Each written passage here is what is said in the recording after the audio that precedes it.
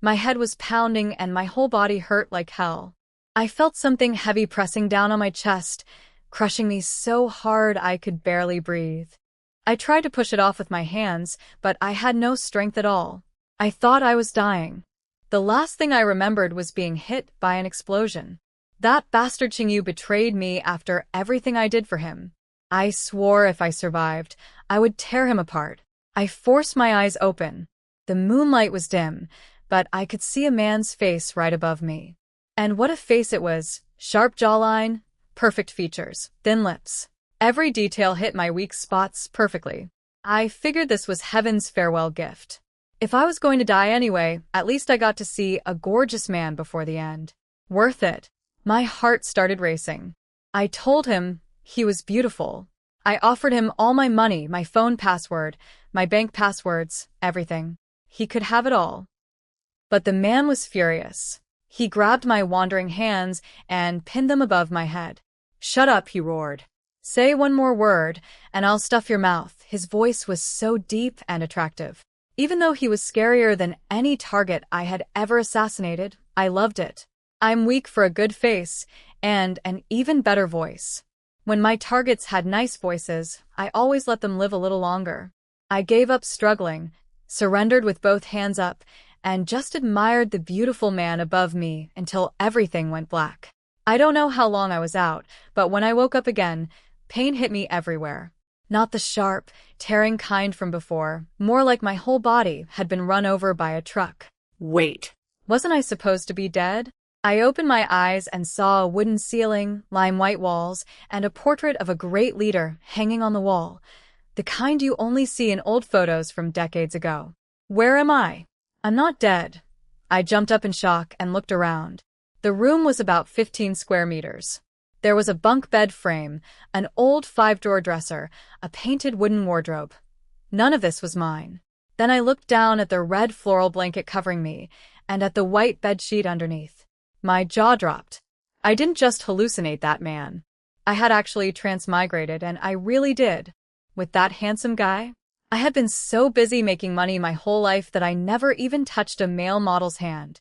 25 years of innocence gone just like that. And the culprit? I looked around, but the man was nowhere to be found. The bed told the whole story, though. He used me and ran? That dog of a man. Then a memory flashed in my mind, his voice saying, "You started this, so deal with the pain." I slapped my forehead. A flock of crows flew over my head. It wasn't him who forced me. It was the original owner of this body who drugged him and forced herself on him. He was the victim. And after it happened, he ran. At least he didn't strangle me. Small mercy. I touched my neck and almost cried. Transmigrating was supposed to be a good thing, but I ended up in the body of a woman who assaulted a man. Great start. Who was I now? Where was this place? Why did the original owner drug that man? Before I could figure anything out, I heard footsteps outside the door, then a woman's sharp voice. I'm not lying. I saw a man go into her house, and he still hasn't come out. Chief Wu, Luo Qingyao, is an unmarried girl, and her parents aren't home these 2 days. A man sneaking into her room in the middle of the night. What else could it be? Break the door down. Catch them. Make them wear shame signs and parade through the streets tomorrow. The voice sounded familiar, but I had no memories from the original owner, so I couldn't place it. Still, I understood the situation perfectly. This woman brought people here to catch me in the act. How did she even know a man came to my house in the middle of the night? Was she watching me? Was she my enemy? And where was the man? They said he never left, so was he still hiding somewhere inside? The knocking grew louder. Open up, Luo Qingyao. Hand over the man, I'm no fool. I knew exactly what was happening. These people came to catch an affair. What kind of identity did the original owner have that people were watching her every move? I had no time to think. I looked at the plum-shaped red birthmark on my hand and willed it. Instantly, the blanket and bedsheet disappeared into my spatial storage. I changed clothes at lightning speed and sprayed some odorless air freshener around the room. Then I put on slippers, rubbed my eyes, and opened the door with the most annoyed, half-asleep expression I could fake. Who the hell are you people? Banging on my door in the middle of the night. Are you insane? 7 or 8 people stood outside. The leader was an older woman around 50, short hair, wearing a dark Chinese-style jacket with a red armband on her sleeve, a neighborhood committee type. Next to her was a younger woman in her 20s with braids and a floral padded jacket, her face practically glowing with excitement. I could tell right away, this younger one had a grudge against the original owner. I've never been short on enemies. I didn't understand the situation yet, but my personality doesn't allow people to bully me. So I struck first. Who are you? What are you doing at my house in the middle of the night? Disturbing someone's sleep is disgraceful. Don't you know that? The young woman spoke up with a smirk. Luo Qingyao, you're bold. Pretending you lost your memory now. Chief Wu Si? She's guilty. Hurry, go inside and catch the man. Me? Guilty? Please. I was a top special agent of the Xia Nation. I don't do guilty. So what if I slept with a man? What's the big deal? This woman was clearly trying to ruin the original owner's reputation. But now I was the original owner. And whether she succeeded or not was entirely up to me. I put on my guard and stared at the people at my door. I really don't know any of you, and I have no idea what you're talking about. I'm not even fully awake yet. Don't start trouble. If you have something to say, come back tomorrow. I'm warning you. My temper is nasty when I'm annoyed. Now leave before you make me angry. The young woman, Li Xiangmei, just laughed. Luo Qingyao, so you dare do it but won't own up to it? Chief Wu, she's definitely guilty. Hurry, go inside and find the man. She wanted to come into my house? To catch me with a man? Where did this little pest come from? Did she think I was a pushover? My eyes narrowed. Without a second thought, I slapped her across the face. Hard. Striking first has always been my professional habit. Where did you crawl out from, you vile woman? How dare you slander me? I'm single. Even if I did sleep with a man, so what? And even if I did sneak someone in, it wasn't your man, so why are you out here jumping around like a clown? You catch cheaters with proof. Everyone knows that. Your mouth is so filthy. Do you use it as a toilet? The slap sent Li Xiangmei stumbling. Her pale face turned red and swollen instantly. Chief Wu's expression darkened. Comrade Luo Qingyao, you can't just hit people. That's against the law. Everyone grab her. I looked at this stern-faced woman with ice in my eyes. Chief Wu, is it? Arresting someone without evidence. Isn't that against the law too? She slandered me and you said nothing. I teach her a lesson for running her dirty mouth, and suddenly you want to arrest me? Are you two working together? You're a woman too. At your age, you probably have a daughter. You know how important a woman's reputation is. If someone dragged your daughter's name through the mud like this, would you stand there looking so official? She says there's a man in my house, so there must be one? I say there are men sneaking into her house every night. Why don't you go check on that? She set this up to frame me, and you all just believed her? You're obviously in on it together. Fine, come in and search. But remember this. You'd better find that man. I want to see who supposedly snuck into my house. And if you find nothing, I'll be banging on your doors and hers every night at 3 in the morning from now on. We'll see how you like it. Chief Wu's face changed color. She was starting to doubt herself. The Luo family wasn't just any ordinary household. If there wasn't a special reason today, she wouldn't have come at all. Her tone softened. Comrade Luo Qingyao, please calm down. If you believe you're innocent, then you should welcome an inspection. Sure, you can inspect, I said, blocking the doorway. But if you find nothing, what explanation are you going to give me? I'm an unmarried young woman who just had strangers bang on her door in the middle of the night. What happens to my reputation? Chief Wu went silent. Li Xiangmei went silent. Everyone went silent. People always said the Luo family's daughter was unreasonable and wild. Looks like that reputation was well earned. I could see I had them backed into a corner, which gave me even more confidence. Well, come in then. Wasn't someone eager to search? Just when everyone was frozen in place, a tall figure pushed through the crowd. What are you people doing in front of my house? His house. I looked at the newcomer. About 6 feet tall, lean build, handsome face. Not drop-dead gorgeous, but definitely good-looking in a very masculine way. I've always liked that kind of man, the upright type probably, because I'm the opposite. I was born ruthless. When I worked as an assassin, I never hesitated. While I was trying to figure out who this guy was, Li Xiangmei's eyes lit up. There you go, Luo Qingyao. You wanted proof? This must be your secret man. Hey you, who are you? Sneaking around with a single woman in the middle of the night, that's hooliganism. I was confused too. Who is this guy? He wasn't the man from earlier. That one was taller and even more handsome. Why were so many men showing up at this hour? What kind of place was this? But the newcomer's face went dark. He frowned at Li Xiangmei. Comrade, what exactly are you implying? This is my home. Qingyao is my biological sister. You're slandering me. Do you know who I am? Wait, my brother? My actual brother? I blinked. Well, at least my brother was pretty good looking. Li Xiangmei was stunned. She shook her head frantically. Impossible. The Luo family doesn't have a son this old. You're lying. My brother's frown deepened. He pulled a small booklet from his pocket and handed it to Chief Wu. Here are my credentials. I'm Luo Mingcheng, eldest son of the Luo family. I just returned home yesterday on leave. I didn't expect to be falsely accused like this. Chief Wu took one look and her hands started trembling. You. Hello, Captain Luo. My brother nodded. This is your jurisdiction, correct? May I have your name? I'd like a good explanation for what happened here tonight. Chief Wu was the head of the neighborhood security office. Even someone as strict as her was getting nervous now. She pursed her lips. My name is Wu. I'm the head of the street security office. What happened tonight is, Comrade Li said your sister was fooling around with a man, so she asked us to come catch them. My brother's face turned black with anger. He stared at Chief Wu with cold eyes. I am the eldest son of the Luo family. I just came home today on leave. My sister has a cold, and her head was hurting badly in the middle of the night. I went out to buy medicine for her.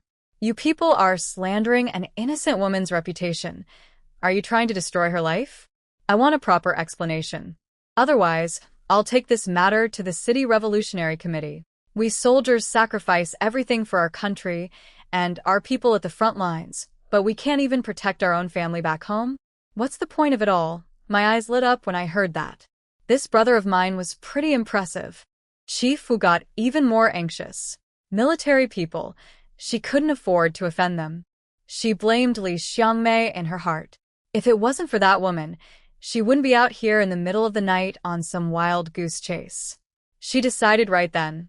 Her son was definitely never marrying someone like Li Xiangmei.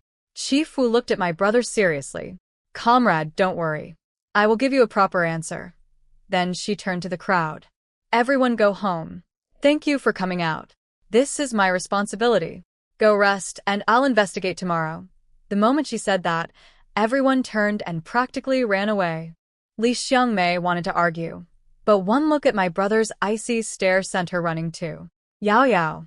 Did they scare you? My brother asked as he walked inside. Where's your brother Beihan? Hasn't he come back yet? Brother Beihan? Who was that? Wait. Was that the man I had been with earlier? The one who ran off afterward? My face twitched. That bastard. He ate his fill and bolted? If I ever catch him, I'll make him regret it. Somewhere on a nearby street, a tall figure heading toward our house suddenly sneezed hard. I had zero memories from the original owner. I didn't understand the current situation at all. I only knew that the person I was now wasn't really me. This man said he was my brother, but I didn't know his name or where he fell in the family. Since I didn't know, I couldn't risk saying the wrong thing. So I just answered honestly. I don't know. My brother probably thought I was half asleep, so he didn't ask more questions. He came inside, set down a bag, just a prop, not actual medicine, and nodded at me. It's all taken care of. Go back to sleep. I went back to my room and lay down, but between the pain all over my body and everything racing through my mind, I couldn't sleep. What was going on? Who was I now? The only thing I knew was that the original owner probably had the same name as me, Luo Qingyao. From the look of this house, I guessed it was sometime in the 70s or 80s. Transmigrating was a good thing, honestly. In my old world, I was betrayed and blown up by a bomb. But having zero memories of my new identity made everything difficult. I was completely blind. I cursed the heavens for a while until I finally started getting drowsy again. But just as I was drifting off, click, the bedroom door opened. "Who's there?" I shot up from the bed like a spring, my old combat instincts kicking in. Me. That voice. It wasn't my brother. It was that beautiful voice from my dreams, the one that made my heart race. The man I had slept with. The one my brother called Behan. I yanked the light switch. The man standing before me was tall, at least 6'2". He wore plain clothes, so I couldn't tell his rank or status. Under the dim light, I couldn't tell if his skin was fair or dark, but I could see he was far more handsome than my brother. His face was all sharp angles, a strong, chiseled jaw. His eyebrows were like sword blades, pressed together in a tight frown that seemed carved into his expression permanently. His deep eyes were like cold stars in a winter sky, radiating a chill that kept everyone at arm's length. His gaze was steady and piercing, like it could see through any disguise.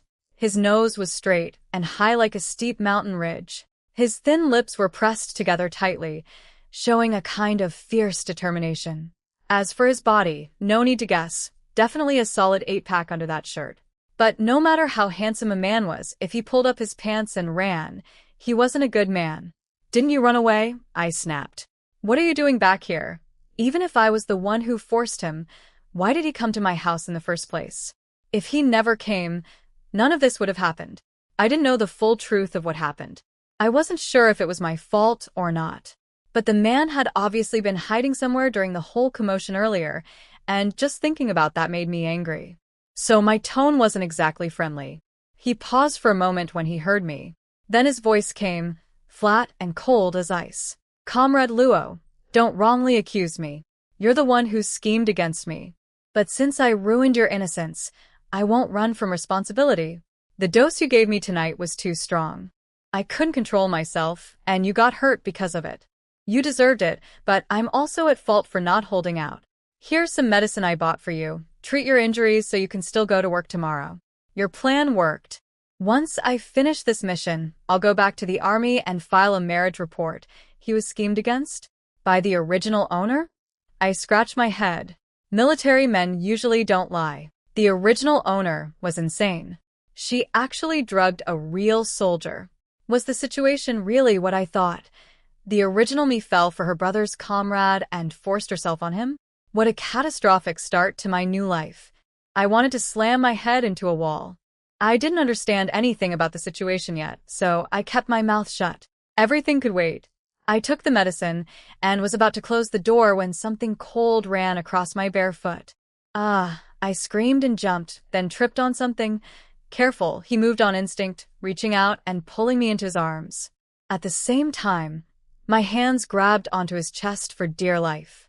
Oh God. He was definitely going to think I was throwing myself at him again. I wanted to kill someone. I was the legendary Luo, the death god. When had I ever thrown myself at a man? I'm sorry. I'm really sorry. I didn't mean to. A rat just ran over my foot.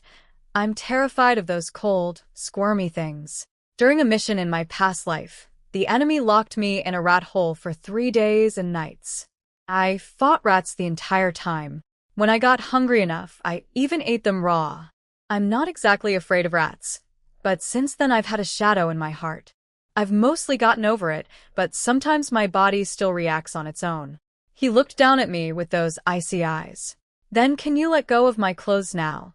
That's when I realized where my hands were. They were clamped right onto his chest. And not just anywhere on his chest, right on the spot. My face turned completely red. How was my aim this accurate?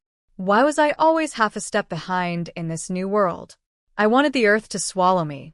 In 25 years of my previous life, I never once touched a man there. I'm sorry. I'm so sorry. I really didn't mean to. I couldn't even lift my head. My face was burning like a furnace. I let go, straightened up, and prepared to flee. He clearly didn't believe me. A woman who had the nerve to drug him. Why would anything she said be trustworthy? Just then, a voice came from the doorway. "Chief of Staff, you're back? Wait. Why are you two together, my brother?" Of course. I was finished. Caught red-handed. My own brother was going to find out I forced myself on this man. Heaven, are you really playing me like this? Just let me die, and maybe I'll go back to my old world. But heaven didn't answer. Fu Beihan was the calm one. He turned slightly and said in an even voice, I came to talk to your sister about something. But it's too late tonight. We'll discuss it tomorrow. My brother felt something was off, but he didn't dare ask more. Fu Beihan was his superior officer. His word was an order. All right. Qingyao, get to bed early. You have work tomorrow. Work? What job? Where was I supposed to go? My brain was mush, but I didn't dare ask. I was afraid of raising suspicion. The two of them stepped out of my room. I walked forward to close the door, and then something cold brushed my foot again. Ah, bang. Qingyao, comrade Qingyao. Their voices came at the same time, but even with their fast reflexes, they were too late. I had already slammed hard onto the ground. My brother rushed in and scooped me up. Stop calling her name. She's bleeding from the back of her head. Get her to the hospital now, Fu Beihan ordered. My brother held me tight and ran.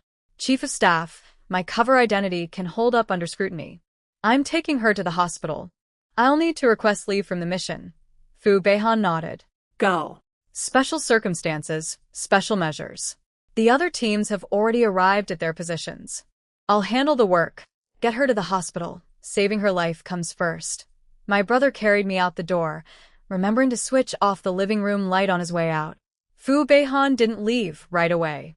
He stood in my room for a long time, staring at my bed with cold eyes. He noticed I had changed the sheets and the blanket, so he knew I had been fully conscious the whole time. He wasn't happy about being tricked, but the woman who tricked him was his best friend's little sister. He had no choice but to swallow his anger. If he didn't, a 10-year brotherhood would be ruined. He took several deep breaths, went back to his hidden room, and stared at the ceiling with dark, brooding eyes. 2 weeks later. Yao Yao, you're finally awake. You scared Mama half to death. I rubbed my eyes. I didn't know how badly I had fallen, or how long I had been unconscious. All I knew was that after I hit the ground, I entered a dream world. When I woke up, I finally understood. I didn't just transmigrate, I had been reborn into this body from the very beginning, carried in the womb. The original me in this life had simply forgotten everything from her past existence. In my previous life, I was a top-ranked assassin, number 3 on the global hit list, and a multi-talented specialist. Medicine, poisons, guns, computers, I was an expert in all of them. I was betrayed by my partner during a mission and killed by a bomb. After I died, I was reborn into the late 1950s as a baby. In this life, I had parents, an older brother, and a younger brother. I was the only daughter in the family, a lucky little girl. The times were poor, but I had a loving family and a happy childhood. I grew up ordinary. When I was 15, I got hit by a car. I lost all my memories from the first 15 years of this life. The accident also badly damaged my liver, and I had to take medicine constantly to manage it, which made me gain a lot of weight. Now I was 5'3" and around 170 pounds, a chubby girl. As for what happened with Fu Beihan, the original me drugged him and forced herself on him. The reason? My cousin Luo Qingyu stole my fiancé. I had a fiancé in this life named Yang Jian, a military officer at the deputy company commander level. I really liked him, but my cousin Luo Qingyu, who was a military nurse stationed at Yang Jian's unit, seduced him. He broke off our engagement. My mom, Lu Liyin, had once saved Yang Jian's mother's life. That's how our families arranged the engagement before he enlisted. A few months ago, his parents came to our house to officially cancel it and offered 5,000 yuan as compensation. The original me was proud, spoiled by her family, and too proud to let anyone betray her. She didn't want the money. She didn't want a man who changed his heart. But she wanted revenge. My cousin Luo Qinghua was Luo Qingyu's older sister and a dancer at the city arts troupe. She was engaged to Fu Beihan through an old family connection. Their grandfathers were life and death comrades. But Luo Qinghua was focused on dance and said she wouldn't marry before 30, so the engagement kept being delayed. When Fu Beihan secretly came to our house for a military mission a few days ago, The original me saw her chance. Luo Qingyu stole my man? Fine, I'll steal your sister's man right back. They're real sisters after all. So I planned it and I succeeded. As for Li Xiangmei, the woman who came to catch me, she was my neighbor and coworker at the textile factory. Our quality inspection department was about to promote a team leader, and we were both candidates. She had been watching me, and when she spotted a man entering our house at night, she grabbed the chance to bring people over to catch me in the act. What a mess. But honestly, well done, original me. Even with no memories, I was still the type who would eat anything except a loss. I silently gave myself a thumbs up. I looked up at my mother's tearful eyes, and a warm feeling washed over me. This life was truly wonderful. I had a mom and dad who loved me, a dependable older brother, and an obedient younger brother. A complete family. In my old life, I had no one. So in this life, I treasured family more than anything. Mom, ai fine. Sorry I worried you. My mother froze. Since the car accident at 15, I had been smart but lazy, hot-tempered and rude. And I had amnesia. Yao yao. Did you remember? Did your memories come back? The word, Mom, had slipped out naturally. But when I saw the excitement on her face, I realized how much I loved saying it. I threw myself into her arms and nodded. Mom, yes. I remember everything now. She burst into sobs, holding me tight. My yao yao. My Yao Yao. This is wonderful. She had been regretting not taking me with her to Grandma's house, which led to me doing something so reckless. But now, this disaster had turned into a blessing. Her sweet, capable daughter was back. Seeing her cry so hard made my heart ache. I pressed my cheek against hers. Mom, don't cry. Something good came out of something bad. Please stop, it hurts me to see you cry. Yao Yao, I'm not sad. I'm relieved. She wiped her tears quickly, so I wouldn't feel bad. But right then, the door slammed open and several people barged in. Hey, oldest daughter-in-law, is that dead girl awake yet? Or is she actually dead? The leader was an old woman in her 70s. She had a head full of white hair and a face covered in deep wrinkles, rough as tree bark. Her triangular eyes were murky and yellow, full of venom, like arrows ready to strike at any moment. She was short, but her voice was deafening. I knew exactly who she was, my step-grandmother, Wang Suimei. She was originally a widow with a son and a daughter. She hooked up with my widowed grandfather and moved in. My cousins Luo Qingyu and Luo Qinghua's father was her son from her previous marriage, only a year younger than my own father. Would a step-grandmother love her stepson's daughter? In her dreams. She had always hated me because the original me was too talented. Hearing her cruel voice, my face turned cold. Old hag, by the time your bones are rattling in the ground, I'll still be alive and doing just fine. You little brat, what did you just say? I wasn't about to let anyone bully me. I fired back without hesitation. You old witch, what do you care what I said? What are you even doing here? You're not welcome. Get out, she sputtered and shook, pointing a trembling finger at my mother. Lu Liyin, look at the daughter you raised. She doesn't even respect her elders. Who would ever want a girl like this? Then she got to the real point of her visit. I'm not here to argue. The marriage arrangement with the Fu family, you are not allowed to agree to it, so that was why she came. Fu Beihan must have told Luo Qinghua the engagement was off, and that he was going to marry me instead. I knew the original me had a bad temper after losing her memories. That worked out perfectly. I wasn't in the mood to be nice either. I looked at my step-grandmother and didn't hold back one bit. Old woman, you say I can't accept the marriage and that's it? Who do you think you are, God? Let me tell you something. Fu Beihan already said he'll marry me, and I'm going to marry him. No one else but him. If you're so powerful, go tell him not to break off the engagement with your granddaughter. She sputtered, unable to form a sentence. She was a nasty person, but arguing wasn't her strength. Then my second aunt stepped in. Luo Qingyao, have you no shame? He's your cousin's fiancé. Out of all the men in the world, why did you go after him?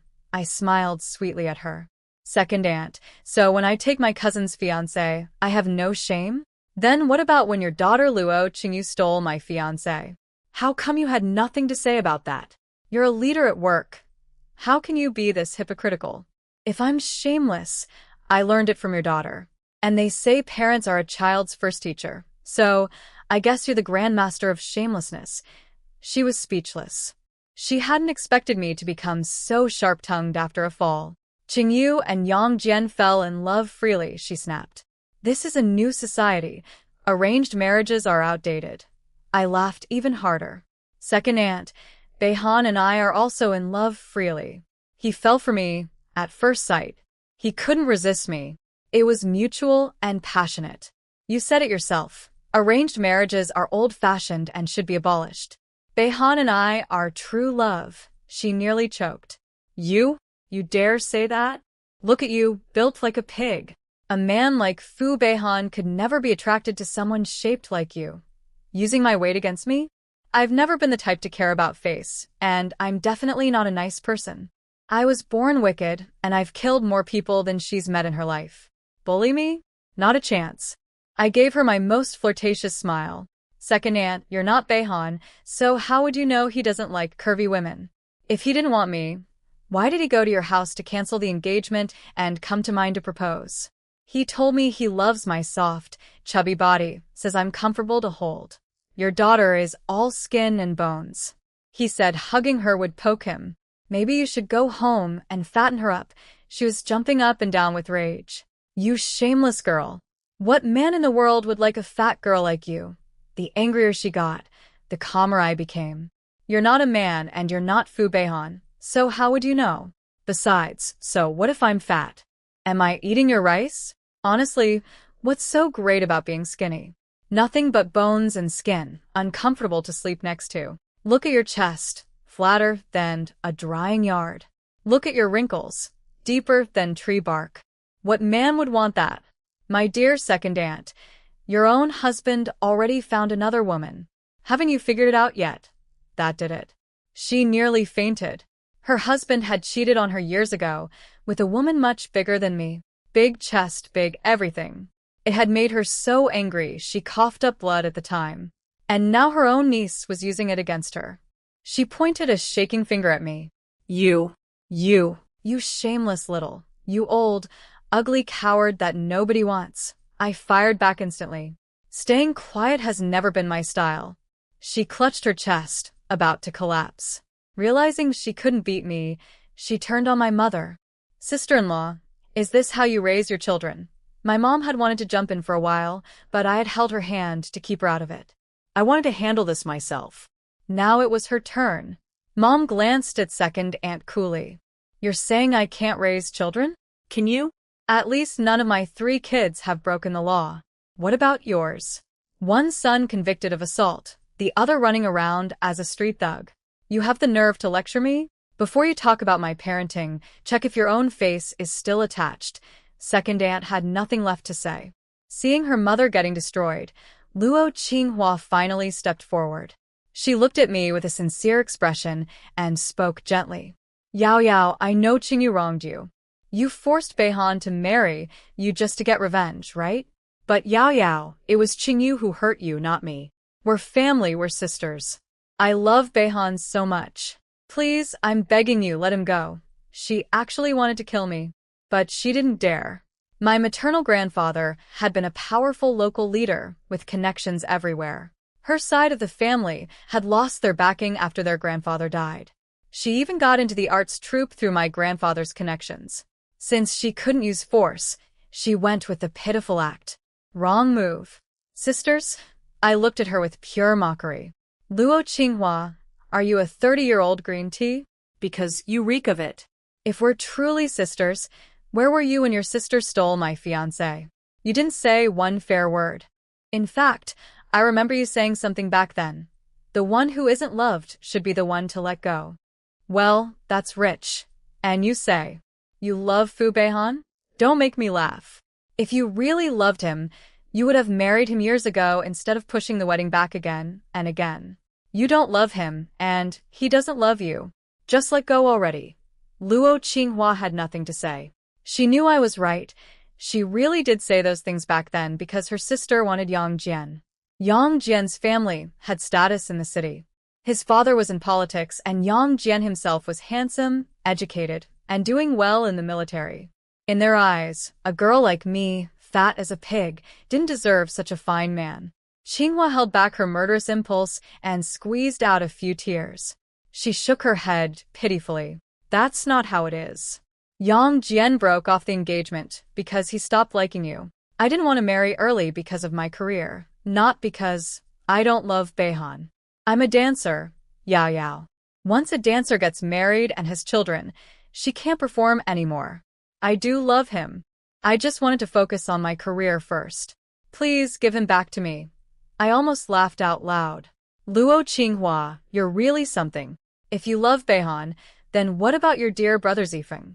Or was he just a toy to you? Her face changed instantly. Don't talk nonsense. Gu Zifeng is just my dance partner. We're not what you think. Oh? Just dance partners? I gave her a look of fake realization. Yes. Just dance partners, she nodded firmly. I put on my most innocent expression. Well then, big sister, I'm confused. Do dance partners practice kissing each other? Last month on the 3rd, at the movie theater, remember?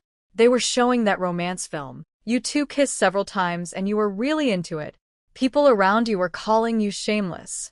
You even told them you and Gu Zifeng were a couple and couldn't help yourselves. Funny thing, I was sitting 2 rows behind you. I saw everything and heard everything. You think I'm a pushover? Think again. Qinghua's face went blank. She couldn't believe the coincidence. She blushed and denied it immediately. You saw wrong. That wasn't us. We were rehearsing at the troupe that day. Ask my colleagues if you don't believe me. I smiled sweetly. Oh, I didn't see wrong. If you don't believe me, call Qingmei to testify. She was with me watching that movie. She wanted to tell second aunt right then and there, said you had a fiancé, but were still fooling around with other men. I'm the one who stopped her. I told her your engagement to Fu Beihan was just an arrangement by the elders, that you two had no real feelings. A loveless marriage won't last, so why ruin it? If I hadn't held her back, she would have dragged second aunt over to catch you that same night. Now Qinghua really panicked. It wasn't just me who saw, there was another witness. I didn't. Luo Qingyao, if you dare spread lies about me, don't think I won't deal with you. She was about to lunge at me when a sharp voice boomed from the doorway. Stop. What are you doing? Qinghua's face turned white as a sheet. Perfect timing.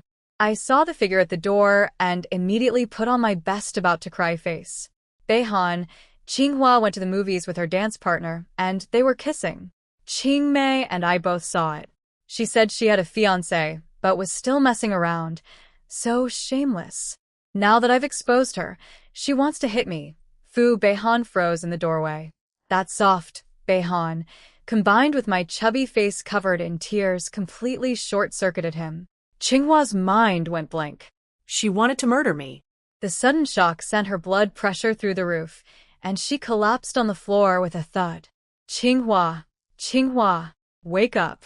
Don't scare Mama. Second aunt threw herself at her daughter. Her sons were useless. Her 2 daughters were her real treasures.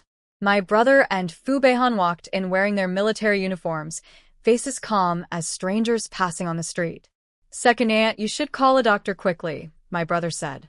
If something happens, you'll regret it. Second aunt snapped out of it and yelled at the old step-grandmother to go find a doctor. The old woman ran off.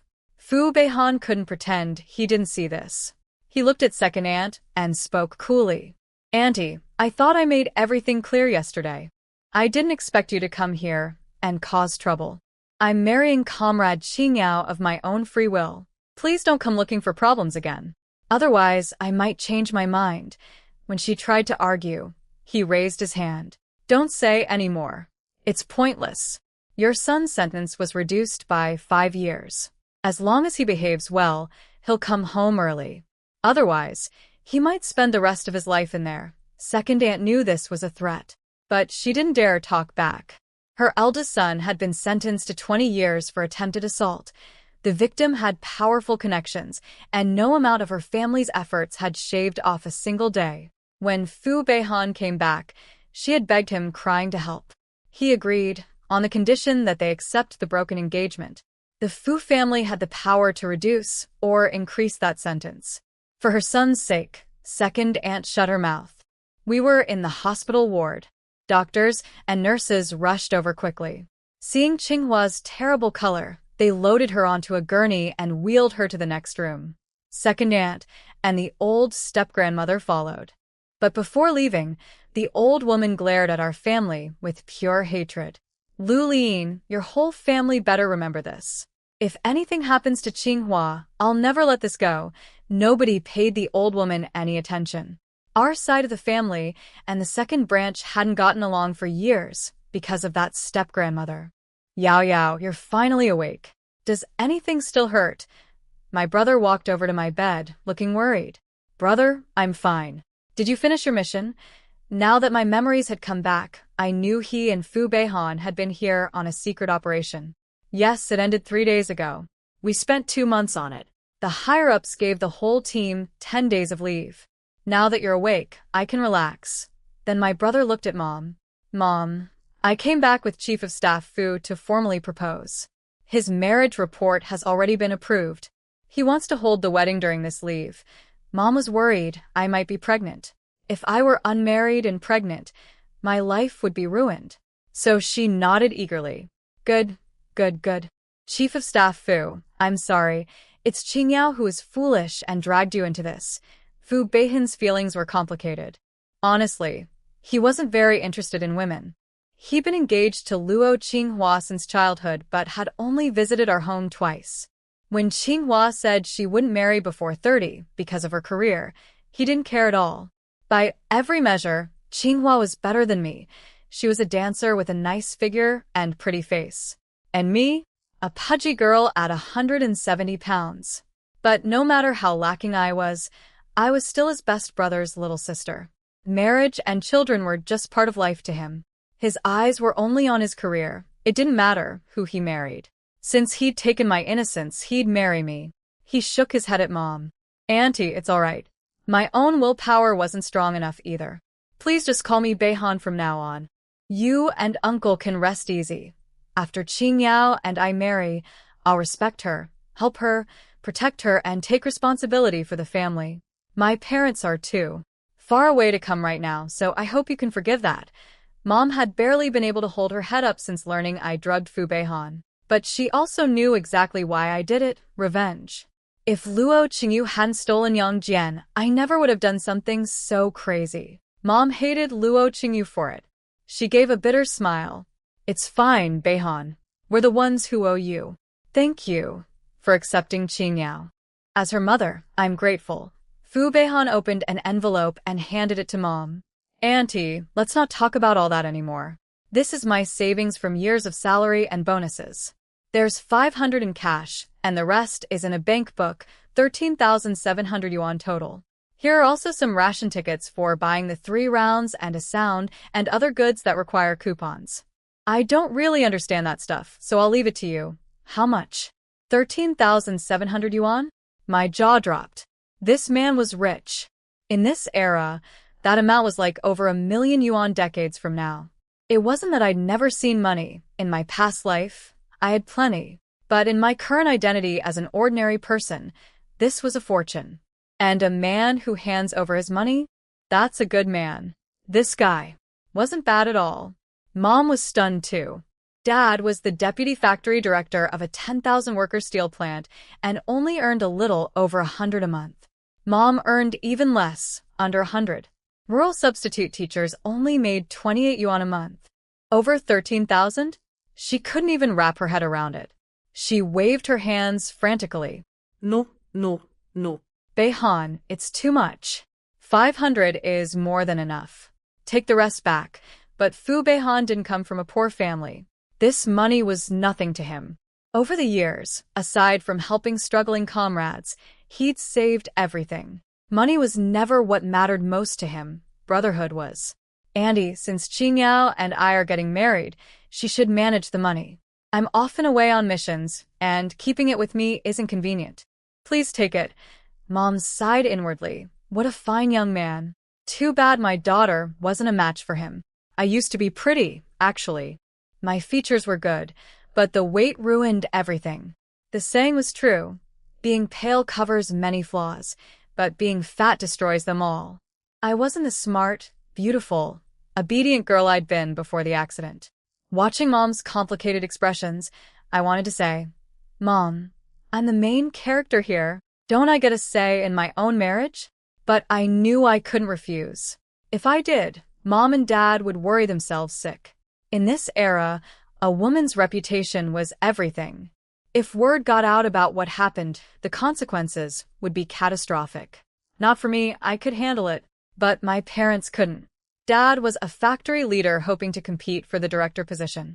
If people found out his daughter had been caught in a scandal, he'd not only lose the promotion but his current job too. It was late 1978. Reform and opening up hadn't even started yet. People's thinking was extremely conservative. A woman losing her virtue was a devastating scandal. Besides, Luo Qinghua was rotten to the core. She didn't deserve a fine military man like Fu Beihan. But I also noticed something. Fu Beihan promised to respect me, help me, protect me, and take care of the family. He never said he would love me. He never said he'd be a real husband. Still, I wasn't about to hand him over to Luo Qinghua. Revenge is in my nature, always has been. I couldn't blame him for not loving me either. I looked down at my hands, thick as pig's trotters. Even I was a little disgusted. In my past life, I was 5'5", 100 pounds, with a slim waist you could wrap your hands around and dainty size 6 feet. Now, 5'3", 170 pounds, with hands like meat paddles. I could barely stand looking at myself. How could a man like him, a regiment-level officer at 27, one of the youngest in the entire military, love someone who looked like this? Thinking about that night, and then looking at my current body, I felt genuinely embarrassed. I hoped I hadn't given Fu Beihan some kind of psychological trauma. What if he lost all interest in women because of me? That would truly be a sin. But honestly, I didn't care that he didn't love me. I didn't sleep with him out of love either. I didn't feel bad about stealing him from Qinghua, but Fu Beihan was truly innocent in all this. That part did make me feel guilty. "Mom, I want to talk to Chief of Staff Fu alone. Can you and brother step outside for a bit?" Mom frowned. "Yao Yao, can't we hear what you have to say?" "Of course not." They'd panic. I put on my sweetest, shyest face. "Mom, please? I want to say some private things to him." Mom's eyes went watery. I used to act exactly like this before the accident when I was 15. She stood up. "All right, I'll go." My brother gave me a worried look before leaving. "Yao Yao, the chief of staff, is a good man. Don't make things difficult for him." Poor brother, caught between his sister and his superior. He didn't want either of us to suffer, so he suffered instead. I nodded. "Brother, don't worry. I've got my memories back from before I was 15. His eyes lit up. "That's wonderful. You two talk." After they left, Fu Beihan closed the door and stood in front of me. "What do you want to say?" "Marrying you is my choice. I'm a soldier. I can't be irresponsible, and I don't want to damage my friendship with your brother. Please don't tell me you don't want to marry me. Marrying out of duty, that was a soldier for you. But could a marriage built on duty ever be happy? In 2 lifetimes, I had never once been in a real relationship. I wasn't about to spend the rest of my life with someone who was only there out of obligation. I never planned on avoiding marriage forever. But I absolutely refused to spend my life with someone who didn't love me. Also, Luo Qinghua had cheated on him, but that didn't mean he had no feelings for her. If he didn't care about her, why did he agree to wait until she turned 30 to marry? He would have been 34 by then, ancient by this era's standards, and even considered old in the 21st century. He didn't love me and might still have feelings for someone else, but he was a good man. I didn't want Luo Qinghua to ruin him. I'd help him out this once. Consider my apology. "No. Chief Fu, I agree to the marriage. I drugged you precisely so I could marry you. If I didn't want to marry, why would I have done all that? But I have a suggestion." His face stayed blank. "What suggestion?" I tried my best to look like a girl in her early 20s. "I know you're marrying me out of responsibility, out of respect for my brother. I'm grateful for that, and I sincerely apologize for what I did that night. I'm ordinary. You could never like me. You might even be disgusted by me. I'm not angry. I know I'm not worthy of you. If you don't marry me, you'll feel irresponsible, and your soldier's honor won't allow that. So how about this? Let's have a contract marriage. He blinked. What's a contract marriage? I took a deep breath. We register legally, but treat the marriage as fake. We sign an agreement. After 1 year, I'll tell my family I found someone I like and want a divorce. Until then, we split finances. Each person manages their own money. Whatever you gave my mom, I'll return it all. Social obligations on your side, you handle. Mine, I handle. Shared ones, we split 50-50. This whole mess is my fault. So, if there's ever a situation where someone needs to take the blame, I'll step up. And when we divorce, I'll grant you one promise. As my compensation to you. He stared at me, genuinely surprised. A fake marriage? Are you serious? I laughed bitterly. Look at me. Could you actually stand to share a bed with this? That night, I was blinded by hatred, and I hurt you. That was wrong. Of course you don't have to trust me. I've tricked you once already. So, let's write the contract before we register. 1 copy each. His eyes narrowed as he remembered how I tricked him into drinking that drug tea. You schemed against me specifically to marry me. Why are you suddenly saying all this now? Why? Because I woke up, and I'm not the same person anymore. I gave a self-mocking smile. Let's just say my conscience showed up. You'd better agree fast. I only have this tiny bit of conscience. If I change my mind, you'll never get the chance to escape me.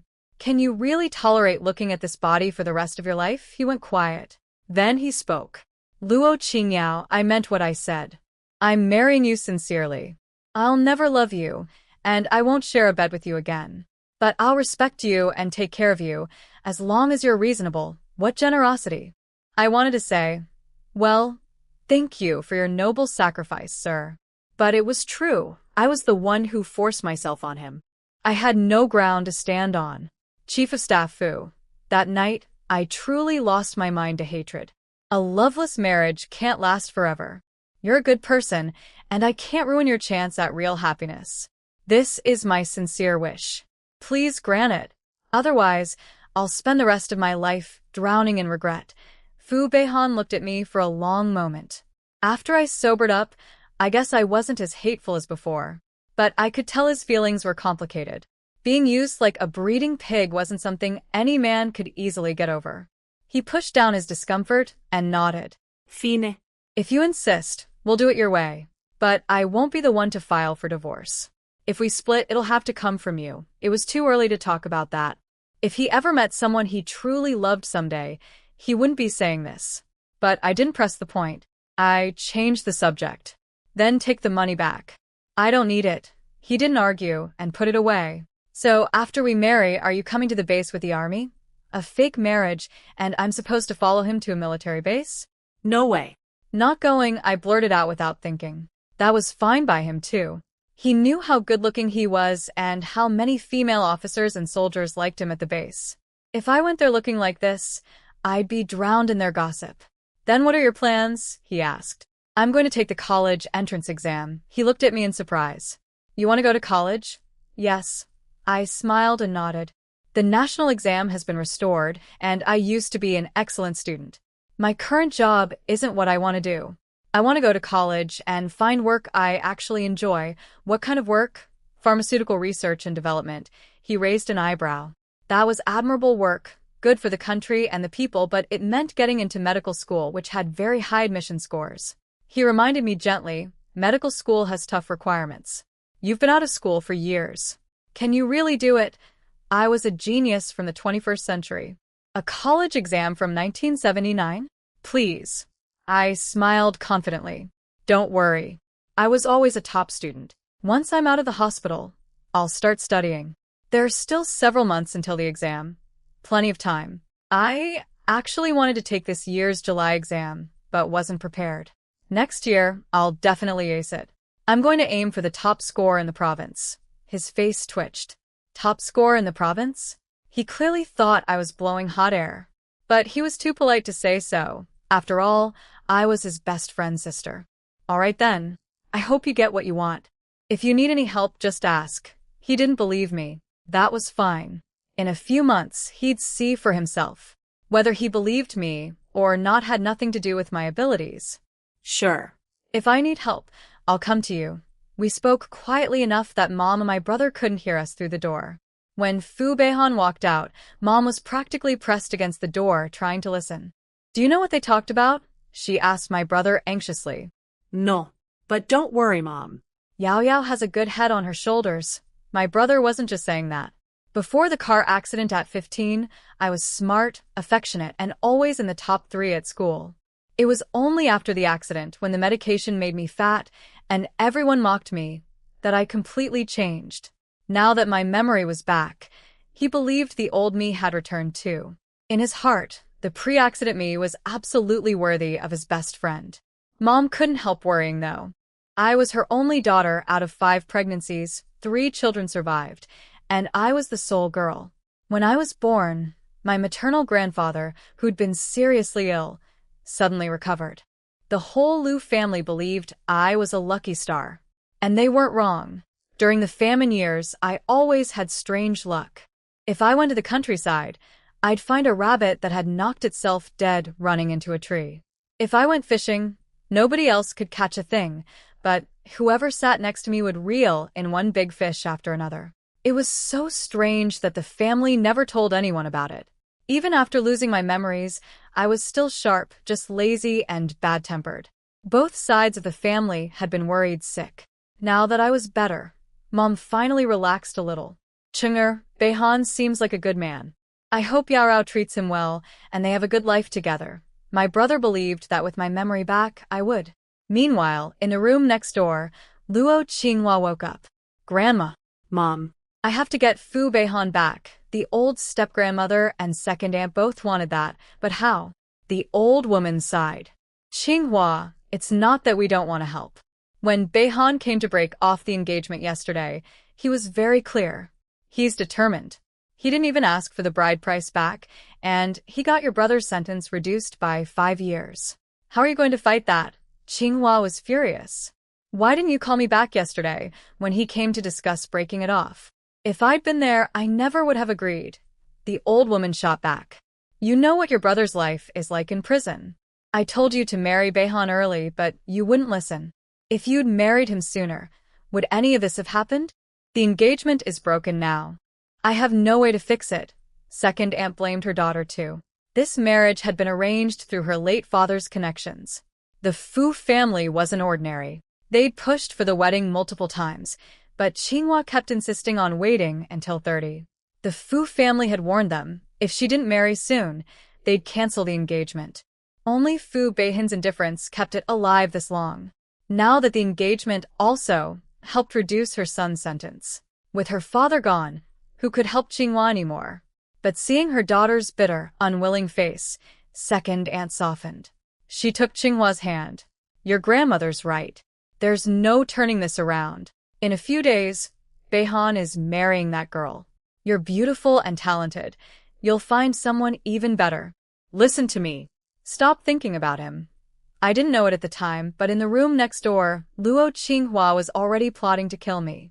She told her grandmother and mother that she wasn't worried about finding a husband. She knew she was beautiful and talented. But no other family in this city could match the Fu family status. She refused to give up this marriage. I have a way to make Fu Beihan marry me, she told them. Their eyes lit up. If their granddaughter could still marry into the Fu family, maybe they could get her brother's sentence reduced even further. Qinghua lowered her voice. As long as that woman is dead, Beihan won't be forced to marry her anymore. I'm sure she used some dirty trick to trap him. He only agreed because of Luo Mingcheng. But if Luo Qingyao is gone, all the problems disappear. The old step-grandmother hesitated. But killing someone is against the law. What if? Qinghua smiled coldly. Even if it's illegal, they'd have to catch the killer first. Remember the deputy director from the prosecutor's office who was murdered last year? They still haven't found who did it. Besides, I won't be doing it myself. That case was well known across the city. A body had floated up in the city moat over a year ago. The province sent a special investigation team, but they found nothing. It became a cold case. The old woman's eyes gleamed with excitement. Then who will do it? Don't worry about that, Grandma. I can find someone good, but make sure she's really dead. Don't give her any chance of surviving. Qinghua nodded. Relax. That fat idiot is stupid and slow. Killing her is like squashing an ant. Second aunt was thrilled too. She wanted me dead for exposing her daughter's secrets. But she had one concern. Qinghua, Fu Beihan heard about you and your dance partner today. Will he really still marry you? Qinghua laughed confidently. Mom, if he didn't love me, would he have let the wedding be delayed again and again? Trust me, he loves me. Men are simple. I just need to use a few tricks and promise to marry him right away. He'll come back. Second aunt's confidence returned. Then deal with Gu Zifeng quickly. If he causes trouble, everything will be ruined. A vicious flash crossed Qinghua's eyes.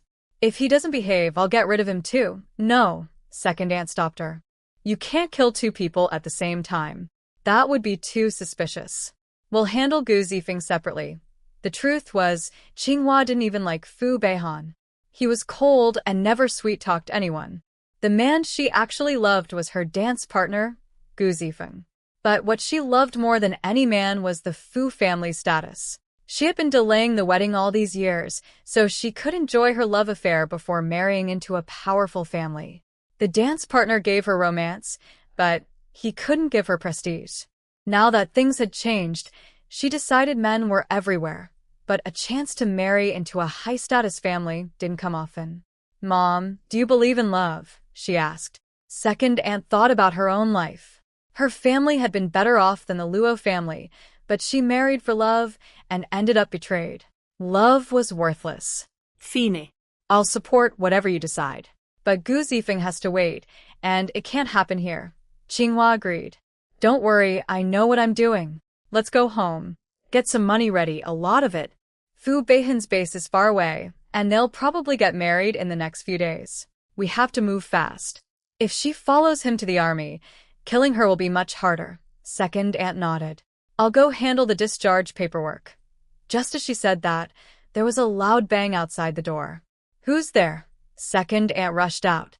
What they didn't know was that right after second aunt rushed out, she found it was just a stray dog that had knocked over a wooden board leaning against the wall.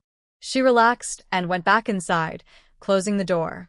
But the moment that door shut, a shadow slipped out of our room next door without a trace. None of those three had any idea someone had been listening. While they were plotting my death, I was getting cleared to leave the hospital. The wound has healed well. Just don't bump your head again, the doctor said. Mom thanked him and sent him off, then told my brother to handle the discharge paperwork. I'll go, Fu Beihan offered before my brother could move. Mom agreed and sent them both. 20 minutes later, everything was done, and we were ready to go home. I was about to climb out of bed when two arms scooped me up. What are you doing? I yelped. Fu Beihan's face was completely blank. You lost too much blood and have a serious concussion. The doctor said you haven't fully recovered. It was just a concussion. In my past life, I'd been thrown by explosions more times than I could count. As long as I wasn't dead, I'd get up and run. But that was when I thought I was dying, and sleeping with a handsome man was my last act. Now I was very much alive, and this man, the one I had forced myself on, was holding me against his chest. His scent was overwhelming. He was too handsome, his voice too good. I was afraid I'd lose control and make another mistake. We're not married yet. This isn't appropriate. Brother, you carry me instead. Fu Beihan stared at me, his eyes deep and unreadable, his voice tight. Your brother isn't strong enough. He can't carry you. Then he turned and strode out the door without another word. Mom poked my brother's arm, her voice a little sad. Qing'er, it seems Chief of Staff Fu thinks your sister is too heavy. My brother didn't know what to say either. He could carry 170 pounds just fine, his strength wasn't that bad. But what did Fu Beihan's words really mean? Neither of them said more. They grabbed the bags and hurried after us. Fu Beihan carried me down the stairs, and the sight we made was truly something. A tall, gorgeous man carrying a big, chubby woman. Everyone we passed stared. I wanted to disappear. Put me down, I whispered. I can walk. He didn't slow his steps. His voice was flat, emotionless. If I put you down and you fall again, who's responsible? I choked on my words. Responsibility. That was the wound in his heart, wasn't it? He was marrying me, this fat woman who forced herself on him, purely out of duty.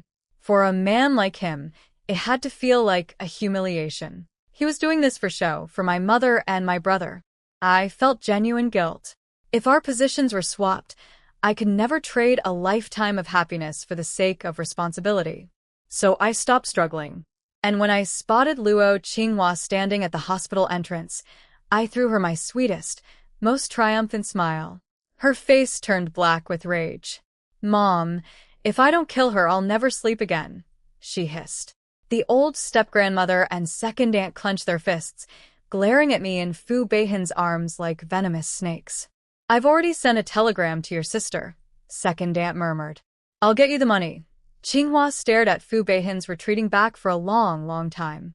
Mom and my brother deliberately hung back with the luggage to give us space. When they reached the gate, Fu Beihan waved them over. "Auntie, the car is this way." He'd borrowed a vehicle from the local armed forces department. The department chief was someone his father had mentored years ago. Mom didn't know the details, but she knew the Fu family's status. Borrowing a car was nothing for them. That's thoughtful of you, Beihan, Mom said. "Don't mention it." We got in and headed home. I sat in the back, staring out the window at the streets. The political movement had ended, but its marks were still everywhere: red walls, white slogans, propaganda from another era, painted on every surface. This was just a small prefecture-level city with nearly 2 million people, but the infrastructure was terrible. Low buildings, rundown shops, roads full of potholes. Yet somehow, it all felt warm to me. In the 21st century, I was an abandoned orphan. Someone picked me up, and I thought my life was finally turning around. Instead, it was the beginning of hell. At first there was food, clothes, and school. Even though every day was brutal training and studying, I was happy. But starting at 15, the real killing began. To survive, I started with animals: chickens, dogs, cattle, wolves, leopards. Then it was people. Kill your companions first, then your enemies. If you didn't kill, you died. By 18, I cracked the top 100 on the assassin rankings. At 23, I accidentally gained a spatial dimension and climbed to the top 3 in the world. I was 2 years away from completing my 10-year contract and retiring, and then my own partner, the one I trained and raised, killed me with a bomb. Before I closed my eyes for the last time, I asked her, "Why? Qingyu, why would you do this to me?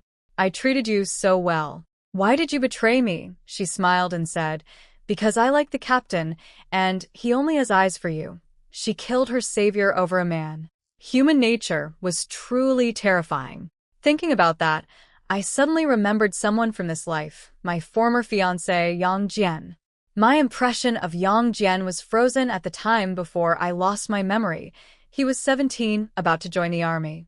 We got engaged right before he enlisted. He was good-looking in a soft, pretty boy way, totally different from Fu Beihan's rugged masculinity. I was 14 and had my first crush. I gave him my whole heart. He promised he'd work hard, get promoted fast, and come back to marry me. But he fell for my cousin instead. Then suddenly, an image of 17-year-old Yang Jian flashed through my mind. I slapped my forehead. He had the same facial outline as my captain from my previous life. Could it be? Could Luo Qingyu actually be my old partner who betrayed me? Did she die in that explosion she designed too? No, imposible. I trained that partner myself. She wasn't incompetent enough to accidentally kill herself in her own trap. And the world couldn't be that coincidental. But what if it was true? I touched my face. I looked different now than in the 21st century. Would Luo Qingyu even recognize me as her former master? The car suddenly screeched to a halt, snapping me out of my thoughts. "What happened?" Mom asked. My brother was driving. A stray dog ran out. "We're fine." Mom hugged me. "Yao Yao, did that scare you?" "Nothing scares me anymore." But I smiled. "Mom, my brother is an amazing soldier. Why would I be worried?" My brother grinned. "Don't flatter me, Yao Yao. I'm not that impressive. The truly incredible one is Beihan. He's the youngest regiment-level officer in the entire military. He ranked first in individual overall ability across all forces. Last year's all-military individual combat competition? First place. That was even more impressive than what I'd heard about him. Luo Qinghua gave all that up for a dance partner. She had no one to blame but herself. Chief of Staff Fu, you're really amazing, I said sincerely. He kept his eyes closed, face expressionless. First in the military is nothing. First in the world military competition, that's real achievement. World number 1. Ambitious. I wanted to compliment him more but was afraid he'd think I was trying to get close. Mom spoke up instead. With that kind of determination, you'll definitely succeed, Beihan. Thank you, Annie, since I didn't know Fu Beihan well. My brother filled the car. Ride with stories about him, his accomplishments, his reputation, his leadership. This latest mission had been huge, dismantling a spy network that spanned 6 provinces and 1 municipality. Fu Beihan led their team, and they achieved the best results. No casualties, no suspects escaped. That's why their unit got 10 days of leave. I used to only have eyes for Yang Jian and never paid attention to anyone else. Now hearing my brother's pride, I realized Fu Beihan was far more remarkable than the rumors suggested. We arrived home quickly. Fu Beihan got out of the car, but didn't come inside. Auntie, I won't stay. I still have 7 days of leave.